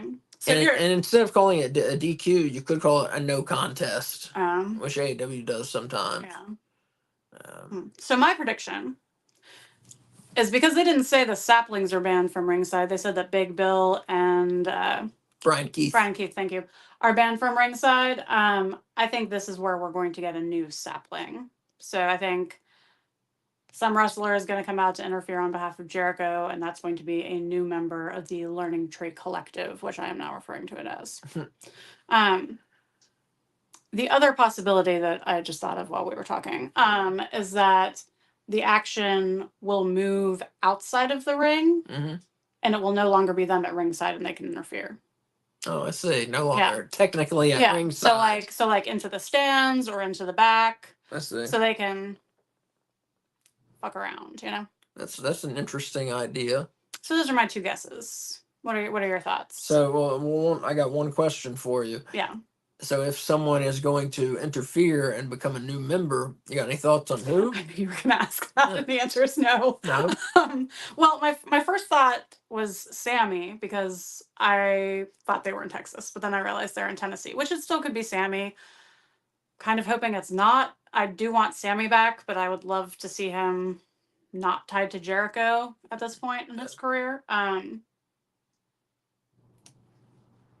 Yeah, I mean, unless it's someone like new to the company, I don't have a guess as to who this could be. Do you have any ideas? Not really. I don't want dead air on the show. Well, I think, but not really. I don't have any ideas. I can tell you someone I would like for it to be. Yeah. Is Anthony Henry. Oh, that's cool. Because as you'll find out in our injury report, JD Drake is injured. So Anthony Henry, pretty cool in Ring of Honor. If you don't know who he is, he's one half of the Workhorsemen. They've wrestled on AEW a bunch in the past. But he was injured with a broken jaw for a while and just returned to in-ring, and then his partner got injured. Yeah, so I'd like to see him. I don't feel like Kip Sabian needs to be with a mouthpiece, but I would just really want them to do something with Kip Sabian. I would love to see I would Kip be for Sabian Kip back, Sabian yeah. joining, you know. He's already a heel. He's a pretty good heel. I feel like he'd bring a different style of wrestling to the faction. Mhm. So That's what they could use. That's what I was thinking. A different style of wrestling. yeah. I was kind of thinking maybe a high flyer, though. You know, would be neat to add. Do we have a heel high flyer? Well, they could turn heel. You can turn a face heel, Yeah. of course. I'm trying to think. You got the Lucha Brothers. You got Hologram. We got Commander. Commander. Top Flight. Mm-hmm. Top Flight would be cool. I don't want them to. I don't think they're gonna be heel. Yeah, they're faces. They shouldn't be heels. Unless Action Andretti separates from them, turns heel. Interesting, and joins just Chris Jericho, the person who he defeated in his first AEW appearance. Mm-hmm. So that'd be a little bit weird, I guess. But it seems like Top Flight wants to focus on being a tag team. So I think that would be cool. Action Andretti might be a good pick. Yeah. It might be a good pick. Anyways, we'll see. We'll see. I think that's an interesting idea. Adding a member. Do they fire the rest of their luchadors? Or let them go? I don't think so. Bandito's injured. Yeah. No, but they let go of Gravity. They let go of one other. Don't remember. Dralistico is still on the roster online. Dralistico. He's not really a high flyer though. He's just a luchador. Kind of is. Kind of is. Kind of. Not so much. And then of course Elijo Del Vikingo, one of the best high flyers, one of the best wrestlers in the world. He's injured as well. Mm-hmm. Hopefully coming back soon though. Like he had knee surgery a long time ago. He's coming back around the end of the year. Yeah. I thought so. But he's also in AAA, which AEW no longer has a partnership with. Yeah, so we'll see how much he does in AEW. I may have to get some sort of subscription to AAA, so we'll see. Yeah, that's an interesting idea. I think having somebody join the Learning Tree Collective, whatever you want to call them. Yeah. All right. So next. Oh yeah. Next, as I mentioned, Hikaru Shida. She on Collision, she accused Dr. Britt Baker, DMD, of jumping in line for the TBS title shot. Mm-hmm. So my question, Kay, is, did she? I think that when Britt Baker confronted Mercedes in the ring and challenged her, and Mercedes was like, "You need to get in line," Britt Baker had an excellent point by looking around Mercedes and saying, "What line?" So, no, I don't think she jumped in line because there isn't a line. Willow was the line, and she's not there anymore, So, no, I think it's fine for Britt Baker to just hop in line. I do like that. Wait, but not there anymore. Did I miss something? I meant she fought her and lost. Oh, okay. Yeah, okay. yeah. I didn't mean like No, she's not like dead or anything. Or not fired was what I thought. No. Okay. She just won the CMLL Women's Right. World Heavyweight, whatever their CML Women's title is called. Yep. The big belt for CMLL. So I'm assuming she's going to be there for a while. So no, I don't think she skipped in line, but I do like that they're going this way with the story and having like her face Hikaru Shida. Which is a little bit strange because it's face versus face. Yeah. Well, I think Shida may be turning heel. I thought maybe too, the way that she did her promo. It makes me wonder what ending was originally planned for the Sky Blue match. And if that was when she was supposed to turn heel, you know? Mm. But so it would need to be. Well, here's the thing. So when you are getting in line, does that mean you have to wait for those other people to have their turn wrestling Mercedes? Or does that mean you have to wrestle all of those people in front of you until you get to the front to Mercedes? I think, yeah, you got to wrestle those people to get to Mercedes. Yeah. Definitely. So then how does that normally work? If you have a heel, then you presumably would have a line of faces in line to fight her. Right. So you're a face, then fighting only other faces on your way to the championship opportunity? No, you throw in heels for the faces to fight on their way. Okay. So I would say. So the line would be like half faces, half heels. I gotcha. So that was my other question. Was okay. There is a line. Who would be in line for a TBS title shot? Are you allowed to be in two lines at once? 2 lines? Yeah. What are you talking about? Are you allowed to be in both the TBS title shot line and in the AEW Women's World Heavyweight Championship line? Why not? Okay. So then I'm going to say, how many names do you want? I got several. Give 5. Okay. I got Deonna Purrazzo. Got Thunder Rosa. Serena Deeb. Oh, we haven't seen it in a little bit. I think Julia Hart, who's got to be making a return sometime soon because she had a broken wrist, and those don't take quite as long to heal as some of the other. I guess it depends on how it was broken. Broken wrist? Is that what she had? I don't recall. I don't recall either now that I said that. Anyway, her injury did not sound like one that required a lot of time gone. So Julia Hart, who did she ever get a rematch when she lost the title? I don't think so. I don't think so either. So she could have some sort of claim to jump the line in front of everyone else that's already waiting, you know? That's 4. And then Julia Hart had the TBS title? what? Yeah. That was the title that she had. Remember she did the open house rules matches? I guess I just forgot that was her name. Julia Hart? Yeah, honestly. That's weird. She's not been gone that long. I know, that's weird. I just forgot her name, I think. Yeah. That's odd. Yeah, she had it for like several months. I mean, I remember now. Yeah. I just forgot her name, honestly. She won it from Chris Statlander. Yeah. Which Chris Statlander, I guess, would be the other person I would maybe put into this. Yeah, she's good. She hasn't had her chance really to shine, you know. I mean, I think she had the TBS title at one point. Yeah, I just said Julia Hart won it from Chris Statlander. Okay, my bad. Chris Statlander ended, what was her name? Jade Cargill. Yeah. Thank you. She ended her undefeated streak. Yep. So that was a big win for Statlander. Yeah. But when she won the TBS title, she didn't have it for very long, so she didn't really get to display her talents and what she could do as a fighting champion. Well, they didn't give her any story. They just gave her regular matches. Right. So she had a lot of defenses, but there was no heat on any of the matches. Yeah, exactly. Yeah. She hasn't been given the opportunity to get heat. Yeah. That's what I would say.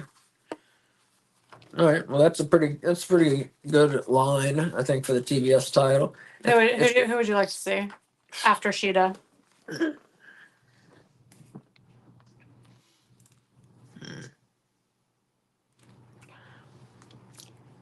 I think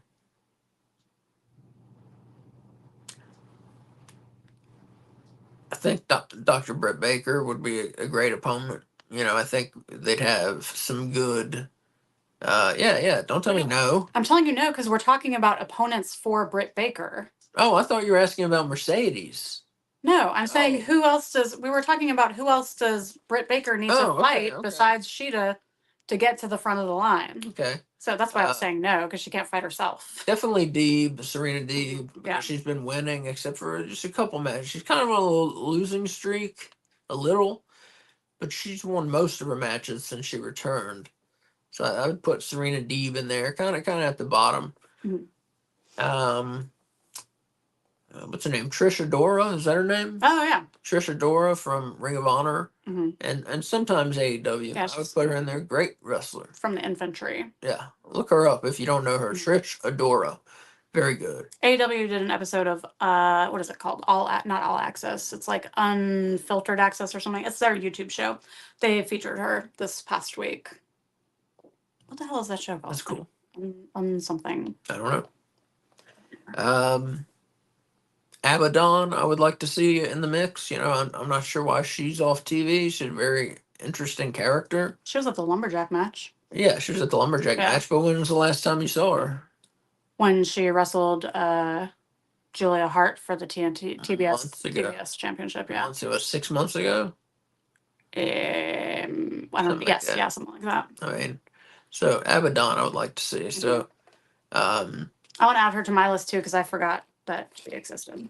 So that's like I said, Abaddon, Trisha Dora, Serena Deeb, I would put on there, and I'm sure I'm forgetting someone, but I guess that would be my start of where Dr. Britt Baker, who she should fight. They've both been on Ring of Honor more than AEW right now, but I would also add maybe Queen Aminata or Red Velvet. Queen Aminata, yes, definitely. Red Velvet's good. She's all right. She's good. She's good. She's good. Yeah, not as good as Queen Aminata, but she's good.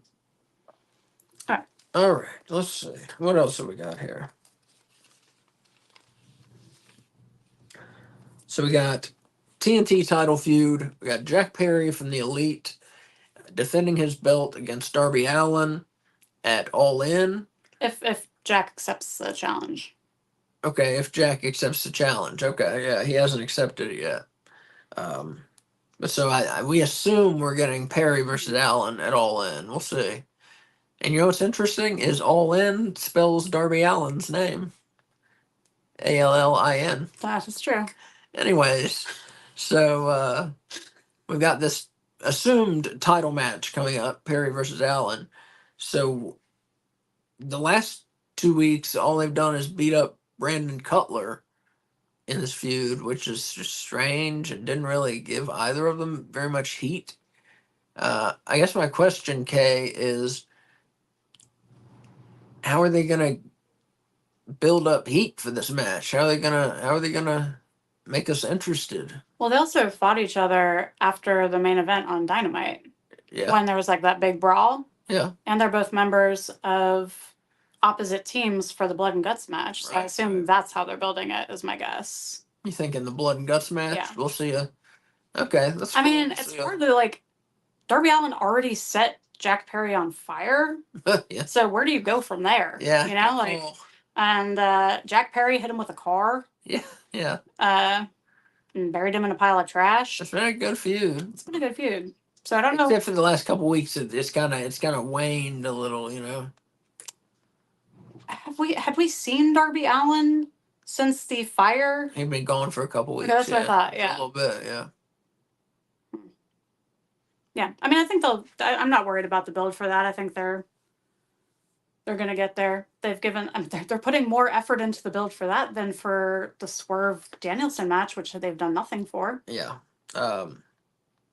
We may talk about that in a minute. Mm-hmm. Yeah, we'll see. That Perry and Allin could have a confrontation of Blood and Guts. That'd be good.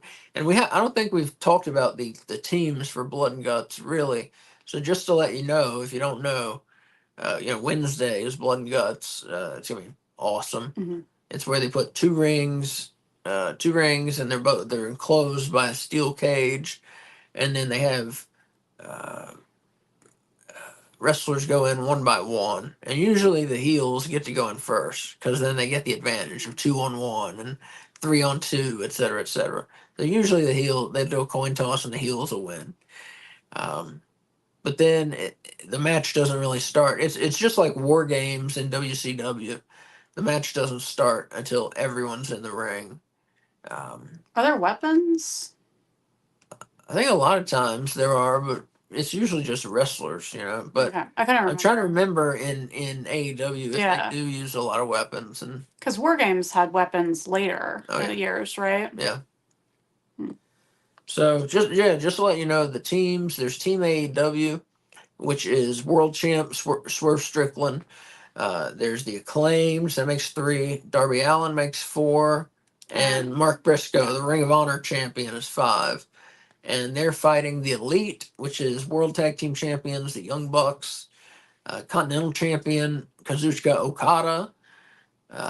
Who am I missing? TNT champion Jack Perry. Thank you. And Hangman Adam Page. Thank you. Yep. So that sounds like a fucking awesome match. I I'm cannot wait very for excited. Wednesday. The Acclaimed are the only ones that are in there that I'm just kind of like, huh? And so, like, yeah, it is kind of that's weird. why I was saying, like, I hope this is their opportunity to show their, like, mature, violent side of their characters now that we've seen, like, the fun, loving, somewhat silly side for so long. Mm-hmm. Hey, let me ask you this real quick. Yeah. Bang Bang Gang. Bang Bang Gang, excuse me, got stripped of the AEW World Trios Championships. Yeah. Should they have been stripped, or should they have let Juice step in as the third man? They 100% should have let Juice step in as the third man. Actually, what should have happened is Christopher Daniels should have said that he had to strip them, and then the Young Bucks should have come in and overruled him. Oh, that's good. Yeah. No, that's better, definitely. But they would have needed to say that they were going to be facing not the patriarchy and like a face team, It's like make the match and then have the Young Bucks say, this match isn't going to happen because they're keeping their titles, Yeah, That's like what I would that. have done. I like that. Yeah. Well, that's good. But my answer, I didn't have a angle planned out, but my answer is yeah, I think they should let Juice just step in. I thought they were really having a good title reign and facing some good teams and having good matches with Jay White and the Guns. And I think Juice Robinson and the Guns are an interesting team as well.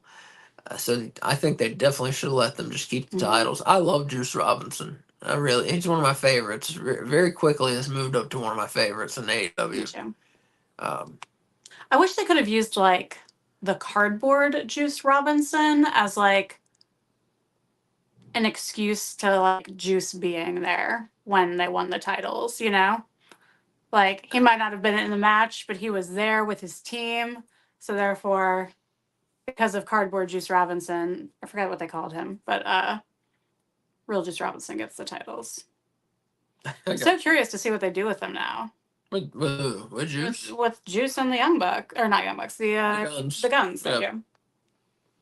Yeah. Because they were. I guess they'll be chasing the titles, don't you think? So are they going face? They're chasing the patriarchy? I don't know. They're pretty popular, but I don't know. I don't know. They could go face without Jay White for sure. Mm-hmm. But Jay White's definitely a heel. They can't go face when he's around. But we got a while till he's around, so I don't know. Everybody likes the Bang Bang Gang. Mm-hmm. Bullet Club Gold is what man. I want to just call them that. That's so much better. So yeah, we'll see how they progress further. Do we see more single stuff? You're in the stream with audio only now. Okay. Do we see some single stuff from the Bang Bang Gang, or do they keep going for the trio belts? We'll see.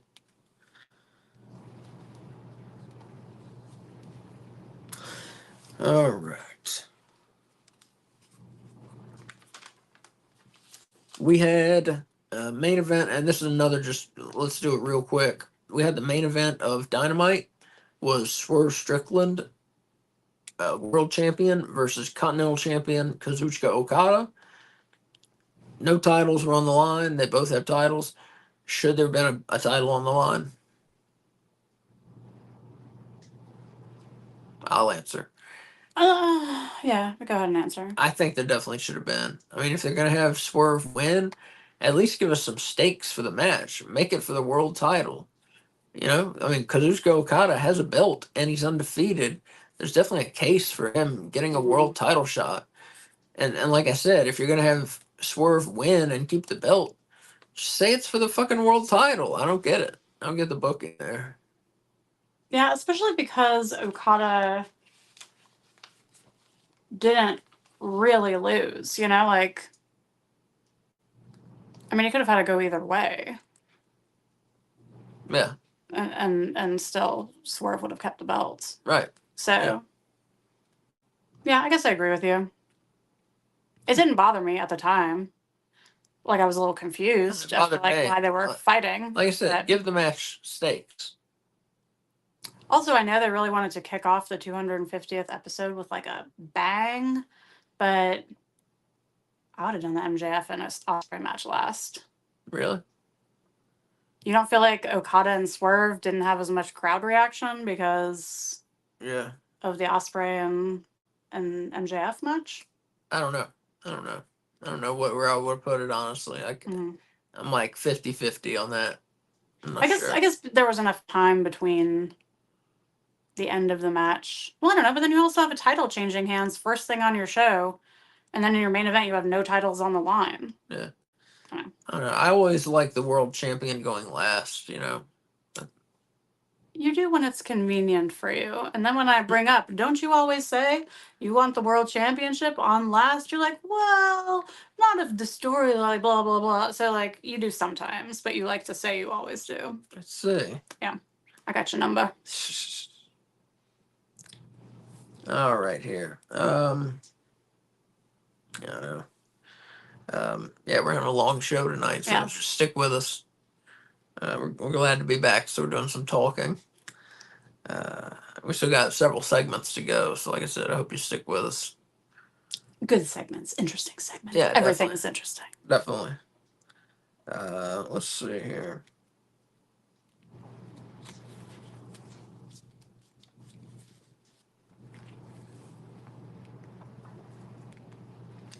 Okay, we had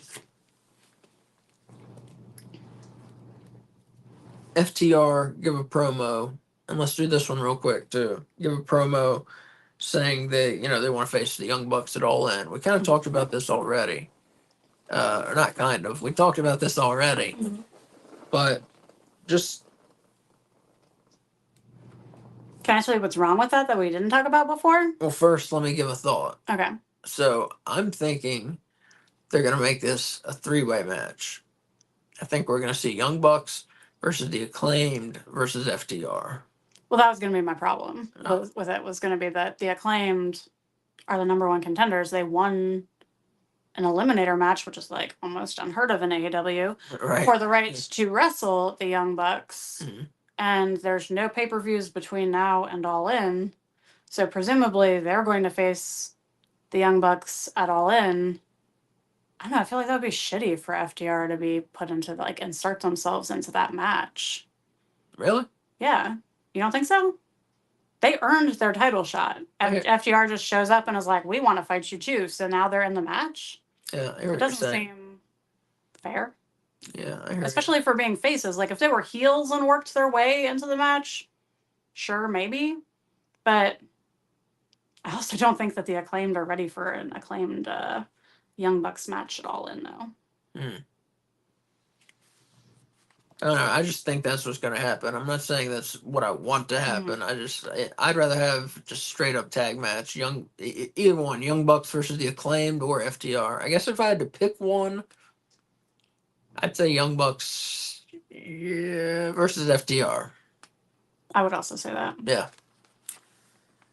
All right. Here, let's see. But maybe the Acclaimed will show us some vim and vigor we have not seen from them before. Vim and vigor at the Blood and Guts match.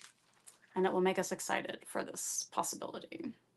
All right. So Roderick Strong on Collision beat Tomohiro Ishii in a terrible match.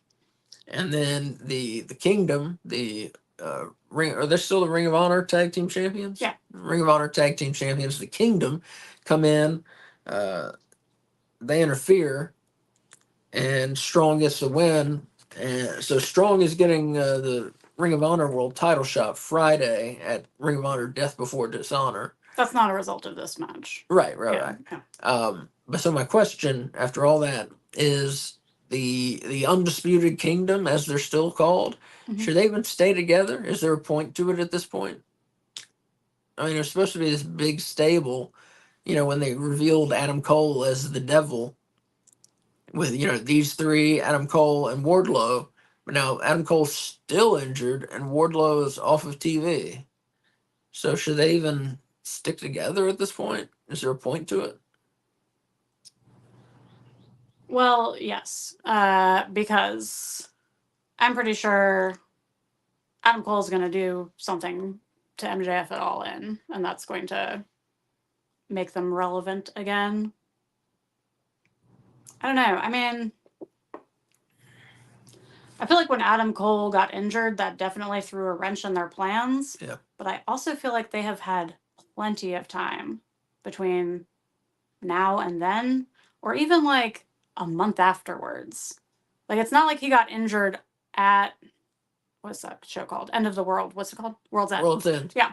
At World's End, he was injured like maybe a month prior to that, or like a few weeks prior to that.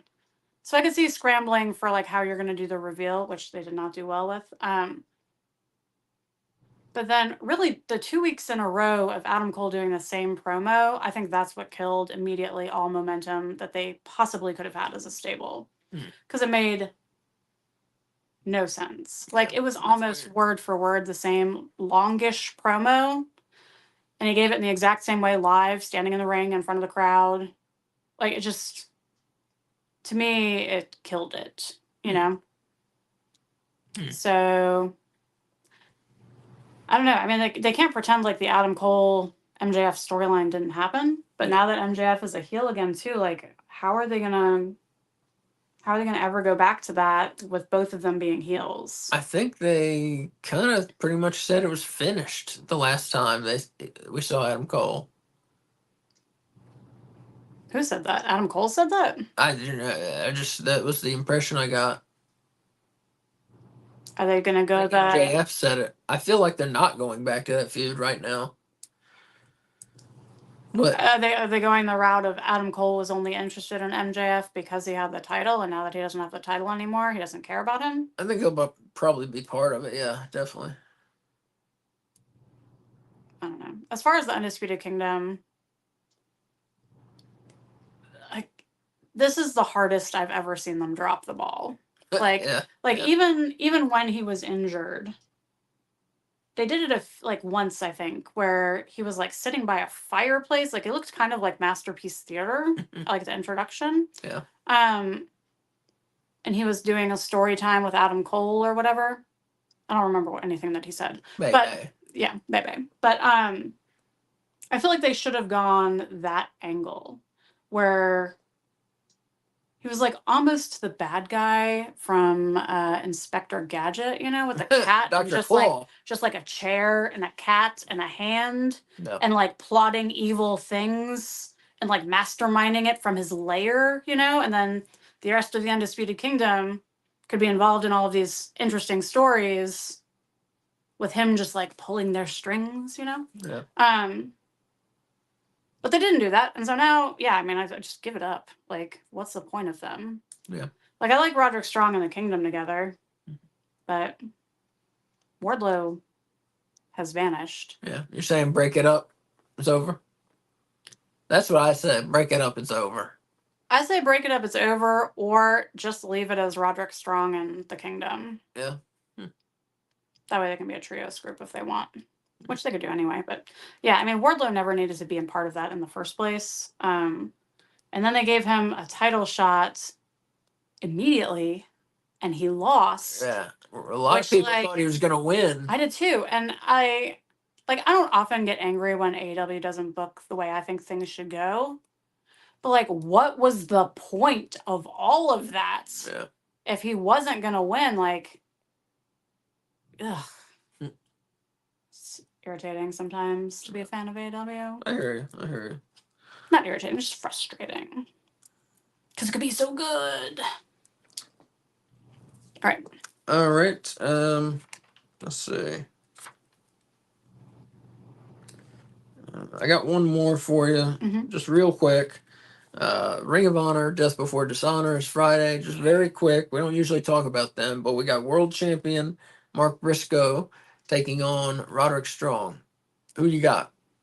I have Mark Briscoe. Mark Briscoe? Yes. And you better make sure there's nothing throwable near me when we watch that, because if Mark Briscoe doesn't win, something is flying at the television. Oh, no. I have Mark Briscoe winning, yeah. I haven't seen the rest of the card yet, but I'm sure it's good. It's Queen Aminata versus Athena for the Ring of Honor Women's World Heavyweight Championship. That's cool. That's cool. Athena's had that belt forever. Yeah.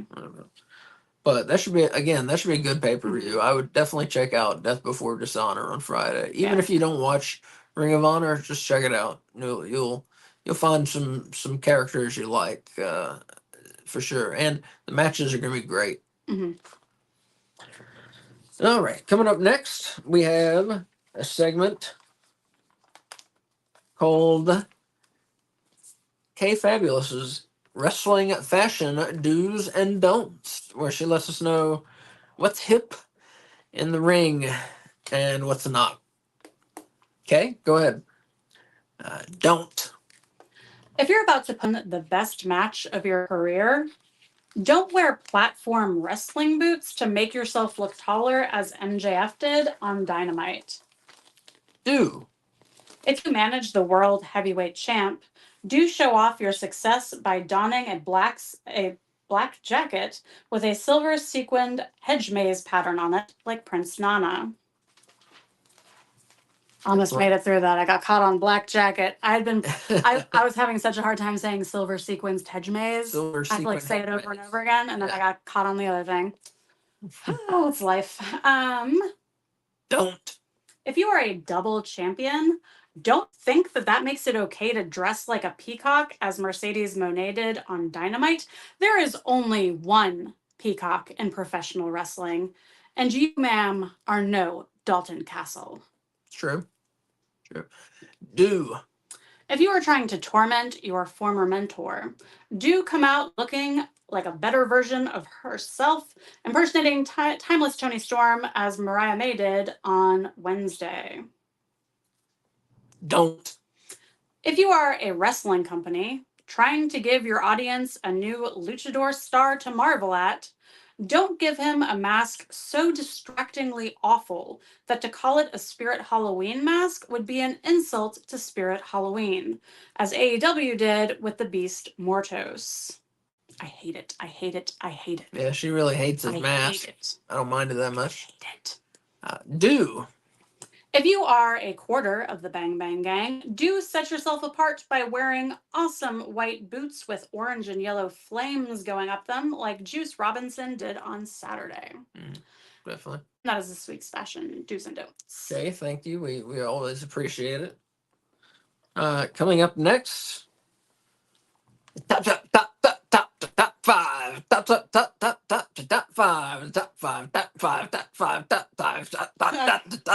five. You, like Collision, have changed the theme song and made it worse. Yeah, great. It's all right. I was just trying something different. Yeah. You know? All right, so the top five, we sweat and slave every week to bring this to you. You don't know the brain power that goes to making this top five, these top fives, I should say. Very hard, and I think they're pretty good. They're pretty accurate. So let's see. Now we always rank the top five men, the top five women, and the top five teams for the past week. So Kay, where should we start? Let's start with teams. All right. Number five, back on the rankings, we have Rey Fenix and Penta El Zero Miedo, the Lucha Brothers, back at number five.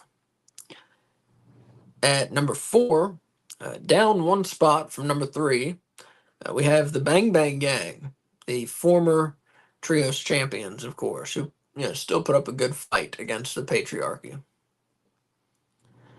At number 3, down one spot, up one spot from number 4, is the AEW World Tag Team Champs, the Young Bucks.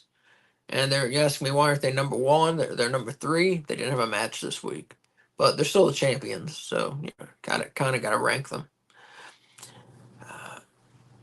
Number 2, the Conglomeration.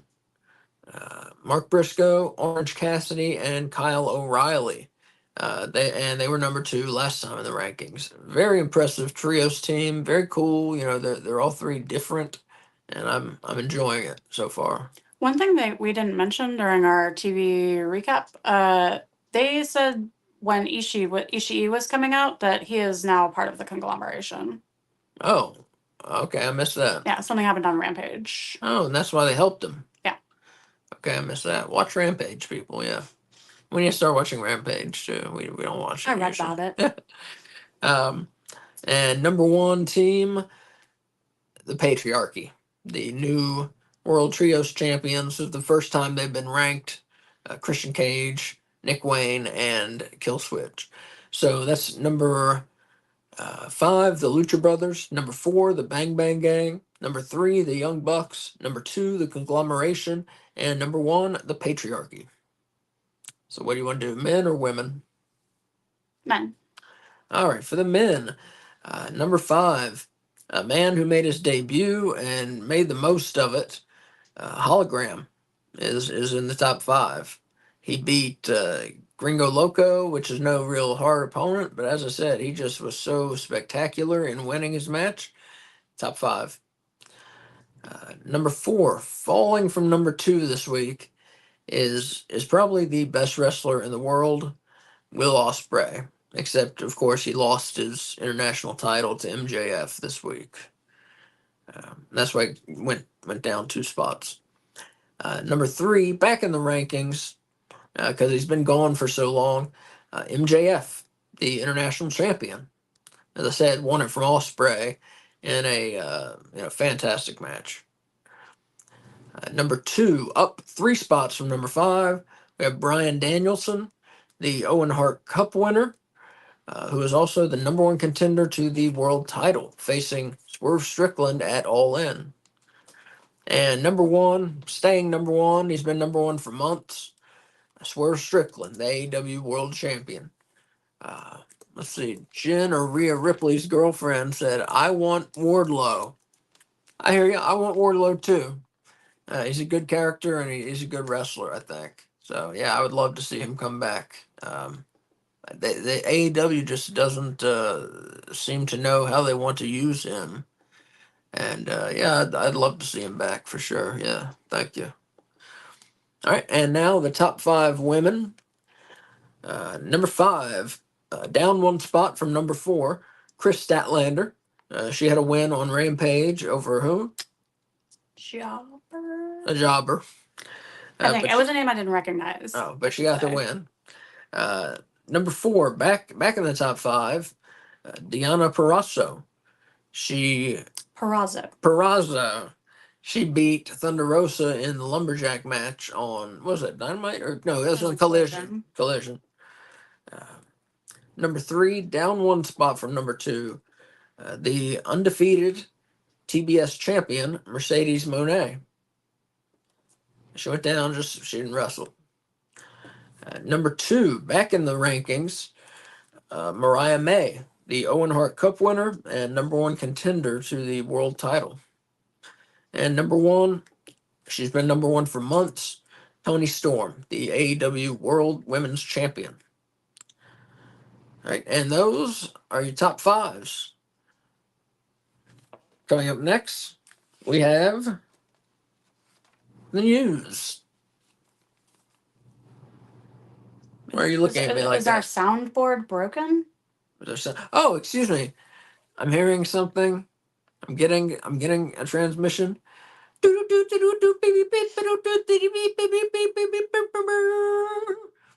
It's the AEW News Roundup. That's what it's time for. And we're doing the news a little bit differently this week. We have separated all the injury updates into an injury report. So I'm going to do the injury report, and then Asa is going to take over and do the news. News, I should say. News. So Dave Meltzer provided an update on how Kenny Omega is doing after diverticulitis surgery. We haven't heard anything new past he's doing better. The feeling right now is that he will be returning and his career isn't over. So fantastic news. Great, yeah. Meltzer wrote, he hasn't been cleared to start any training yet. There is currently no return date, but just the fact that we know that hopefully his career is not over, that's looking positive is wonderful news. Jim Ross revealed that last Sunday he underwent a procedure on his wrist. He wrote, wrist surgery successfully done. Healing continues. So, he's having a rough time. Yeah, that's like the 4th surgery he's had this year, I think. Something like that. Third or 4th. Trent Beretta is reportedly out of action. Fightful Select reported on Saturday that Beretta has been out of action since Double or Nothing in May, where he lost to Orange Cassidy. They additionally noted that Beretta hadn't been cleared to compete for quite some time and was due for a push prior to his injury. They did not state what the injury was, but he should be out of action for a while. Dalton Castle is going to be out of action for the remainder of 2024. The former Ring of Honor World Champion was knocked unconscious after taking a flying knee from Roderick Strong in a match on the July 10th edition of AEW Collision. It was taped, which was lucky. It ended up resulting in the match ending earlier than planned. He was knocked completely unconscious. We did not see this on television. Because the episode was taped, the end of the match was edited for the TV broadcast due to the injury, which was interesting because I didn't notice the cuts when we watched the match. Neither did I. Yeah. Sky Blue is recovering at home after suffering an injury on AEW Collision on Saturday. According to Brian Alvarez on X, early word is that she might have broken her ankle on Collision. And then JD Drake was injured in the team's match against Katsuyori Shibata and Daniel Garcia on the May 30th episode of Collision. Anthony Henry provided an update on his partner's condition today, writing that Drake is dealing with a torn ligament in his foot. So hopefully a speedy recovery to all. A lot of injured AEWers. All right, so the news.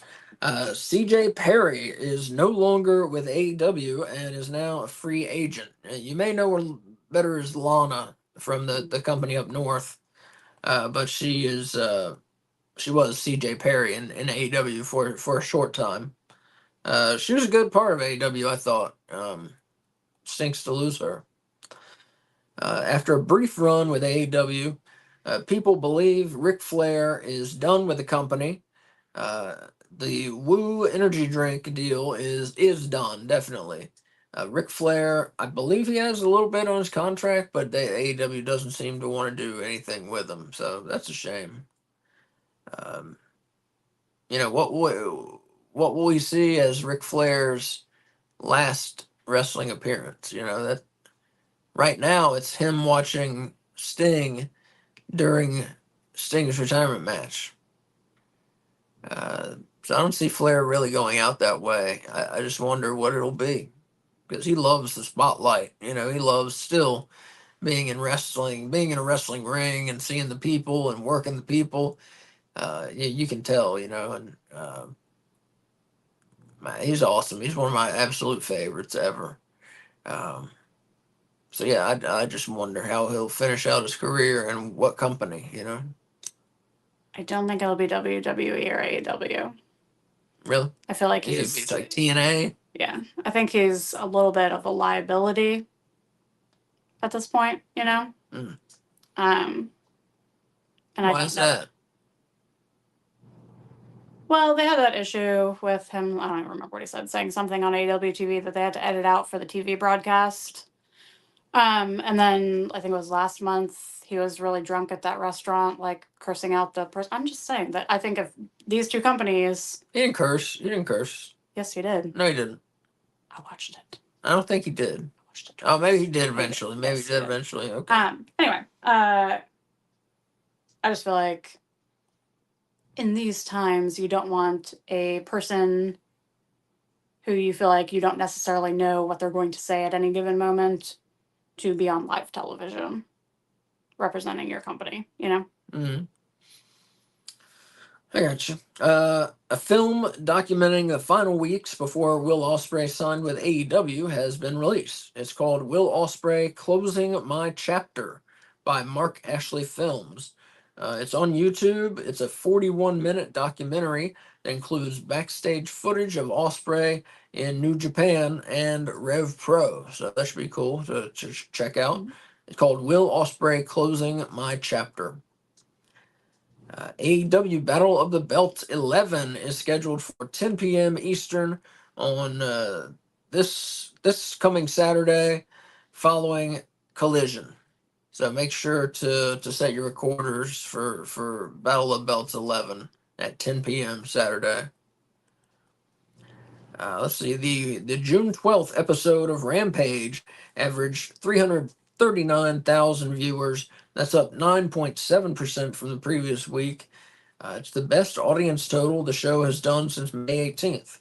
And Rampage finished 7th on the primetime cable charts with a .12 rating in the 18 through 49 demo, and that is up 20% from last week. So good for Rampage. Last Saturday's Collision averaged 362,000 viewers on TNT. That is up 18.3% from the previous week, which was head to head with Money in the Bank. In the 18 through 49 demo, Collision got a .14 rating. That is up 75% from last week. Awesome. That's crazy.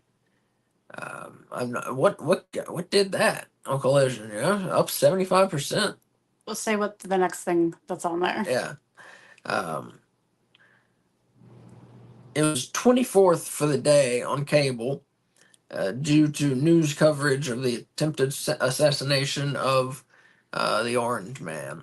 So, what I was going to say, I think the 18 to 49 demographic jumped so much because so many other channels were showing the same thing. So, if you wanted to watch something that wasn't about the Trump assassination attempt, this was one of the things you could watch. That's my guess. Yeah, makes some sense. I can't account for all 75% like that.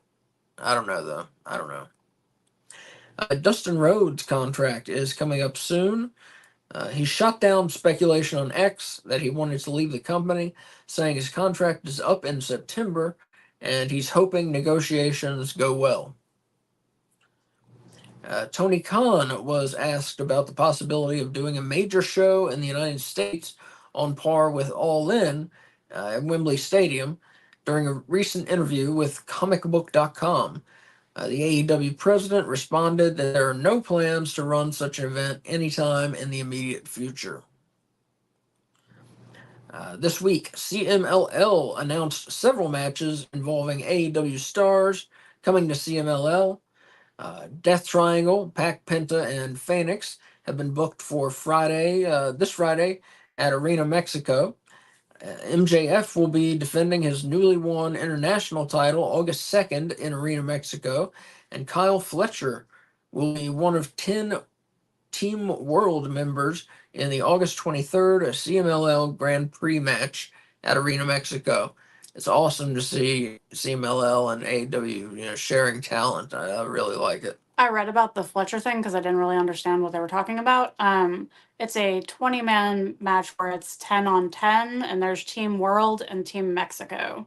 So all of the Team Mexico wrestlers are from Mexico, and then Team World is from anywhere else in the world. That's cool. Let's see. Wednesday night's Dynamite averaged 795,000 viewers, up 15.1% from last week. So pretty decent number. It's the best audience total for the show since April 10th. In the 18 through 49 demo, the show finished 7th on prime time with a .27 rating, and that is up 17.4% from last week. It's the best rating Dynamite has done in that category since June 5th. TNT's schedule lists that the August 3rd episode of Collision will air at 5 p.m. from 5 to 7. So it won't go against SummerSlam. Collision will air opposite the pre-show of that show. So 5 to 7 p.m. on August 3rd. Uh, Dr. Britt Baker, DMD, will return to the ring this Wednesday on Dynamite, 2 days from now. Her match against Sheeta will be the first time she's wrestled on TV since last fall, when she was sidelined with a number of injuries, including an injured hip labrum, 2 herniated discs, and a mini stroke. I did not know all that. I didn't either. Wow, Jesus Christ. I had no idea. Darby Allin on Collision uh, talked about Jack Perry and the TNT title, saying the title meant everything to him. He said he knew All In was right around the corner and challenged Perry to a match, saying if Perry had the balls, let's play. And of course, Darby, a former TNT champion himself. I think a 2-time, right? Or am I misremembering? I think he was 2-time. So. Yeah, I think so. In an in-ring promo that took place on Collision, Dax Harwood announced that they were looking to go after the excuse me, to go after the AEW World Tag Team titles at All In, and their road to getting that match against the Young Bucks would begin next week on Collision when they return to the ring, because Harwood has been injured for a bit. And lastly, fans tuning in to Collision Saturday were greeted to a new theme song that was much different than Saturday Night's All Right for Fighting by Elton John. You know, that song's 50 years old. I can't believe that.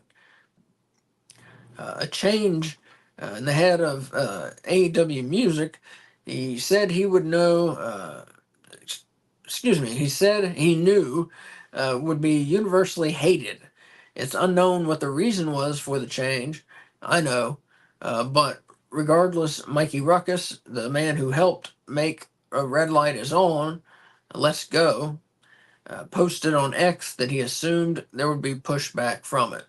And as I heard, and I'm not sure about this, but as I heard, it's part of the production cutback. They don't have to pay for Elton John's song every week anymore. So it's just in the number of cutbacks they're making. And folks, that is the show for this week. We went a little long, 2 hours, 16 minutes. So hopefully you stayed with us. Hopefully you enjoyed it. We enjoyed being back and talking to you, and talking to you in the comments. And people, if I see there's people watching, if you want to talk to us, put something in the comments. We'll talk to you if you're being nice. If you're not being nice, we'll kick you out. So just be nice and talk to us about wrestling, and we'll have a conversation with you. We'll bring it up on the show usually, almost every time. So yeah, type something in. Yeah. And thanks to Antonio and Jen for joining us in the chat. Definitely. And let's see, what do we got coming up? Wednesday, 2 days from now, we are doing a watch along. Blood and Guts. Excuse me? Blood and Guts. Blood and Guts, yep. We're doing a watch along. Dynamite, 8 p.m. I think we'll be joined by Wolf. That should be fun. On Friday, we're doing a watch along of Ring of Honor Death Before Dishonor, which should be awesome. The main show starts at 8. We may be on earlier than 8. Whenever the pre-show starts is when we'll be on. Just check Asa's X account. Yeah.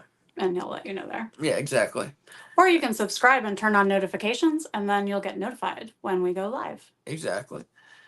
And Saturday is a watch along for AEW Collision at its regular time, 8 p.m. So, it's a packed week. Wednesday, Friday, Saturday, watch alongs. So, thank you for watching. Subscribe to us, and you'll, as Kay said, you'll know when we broadcast. It'll let you know. Thanks to the live viewers watching. Thanks to the people who are watching this after the live broadcast. Oh, and one more thing. Yeah. sometime this week, Asa is going to put up his unboxing of the All Elite crate.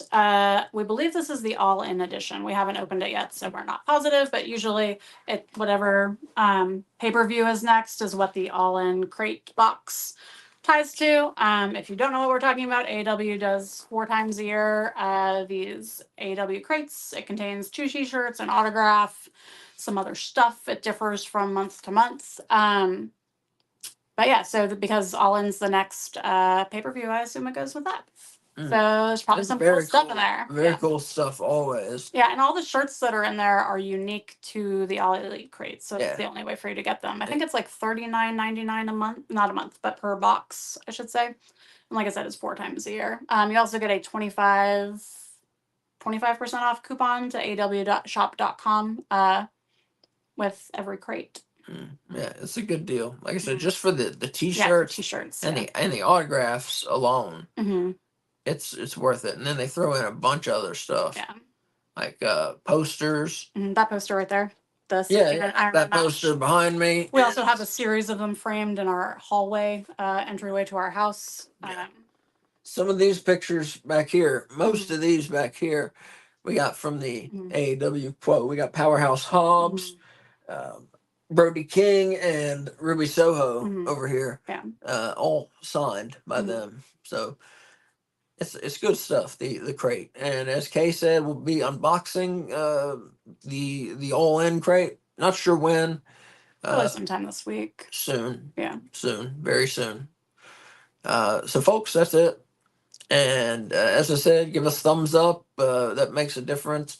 Rate us. Give us 5 stars, please. When you rate us, that makes a difference. You know, when people are looking for the podcast, that makes a difference.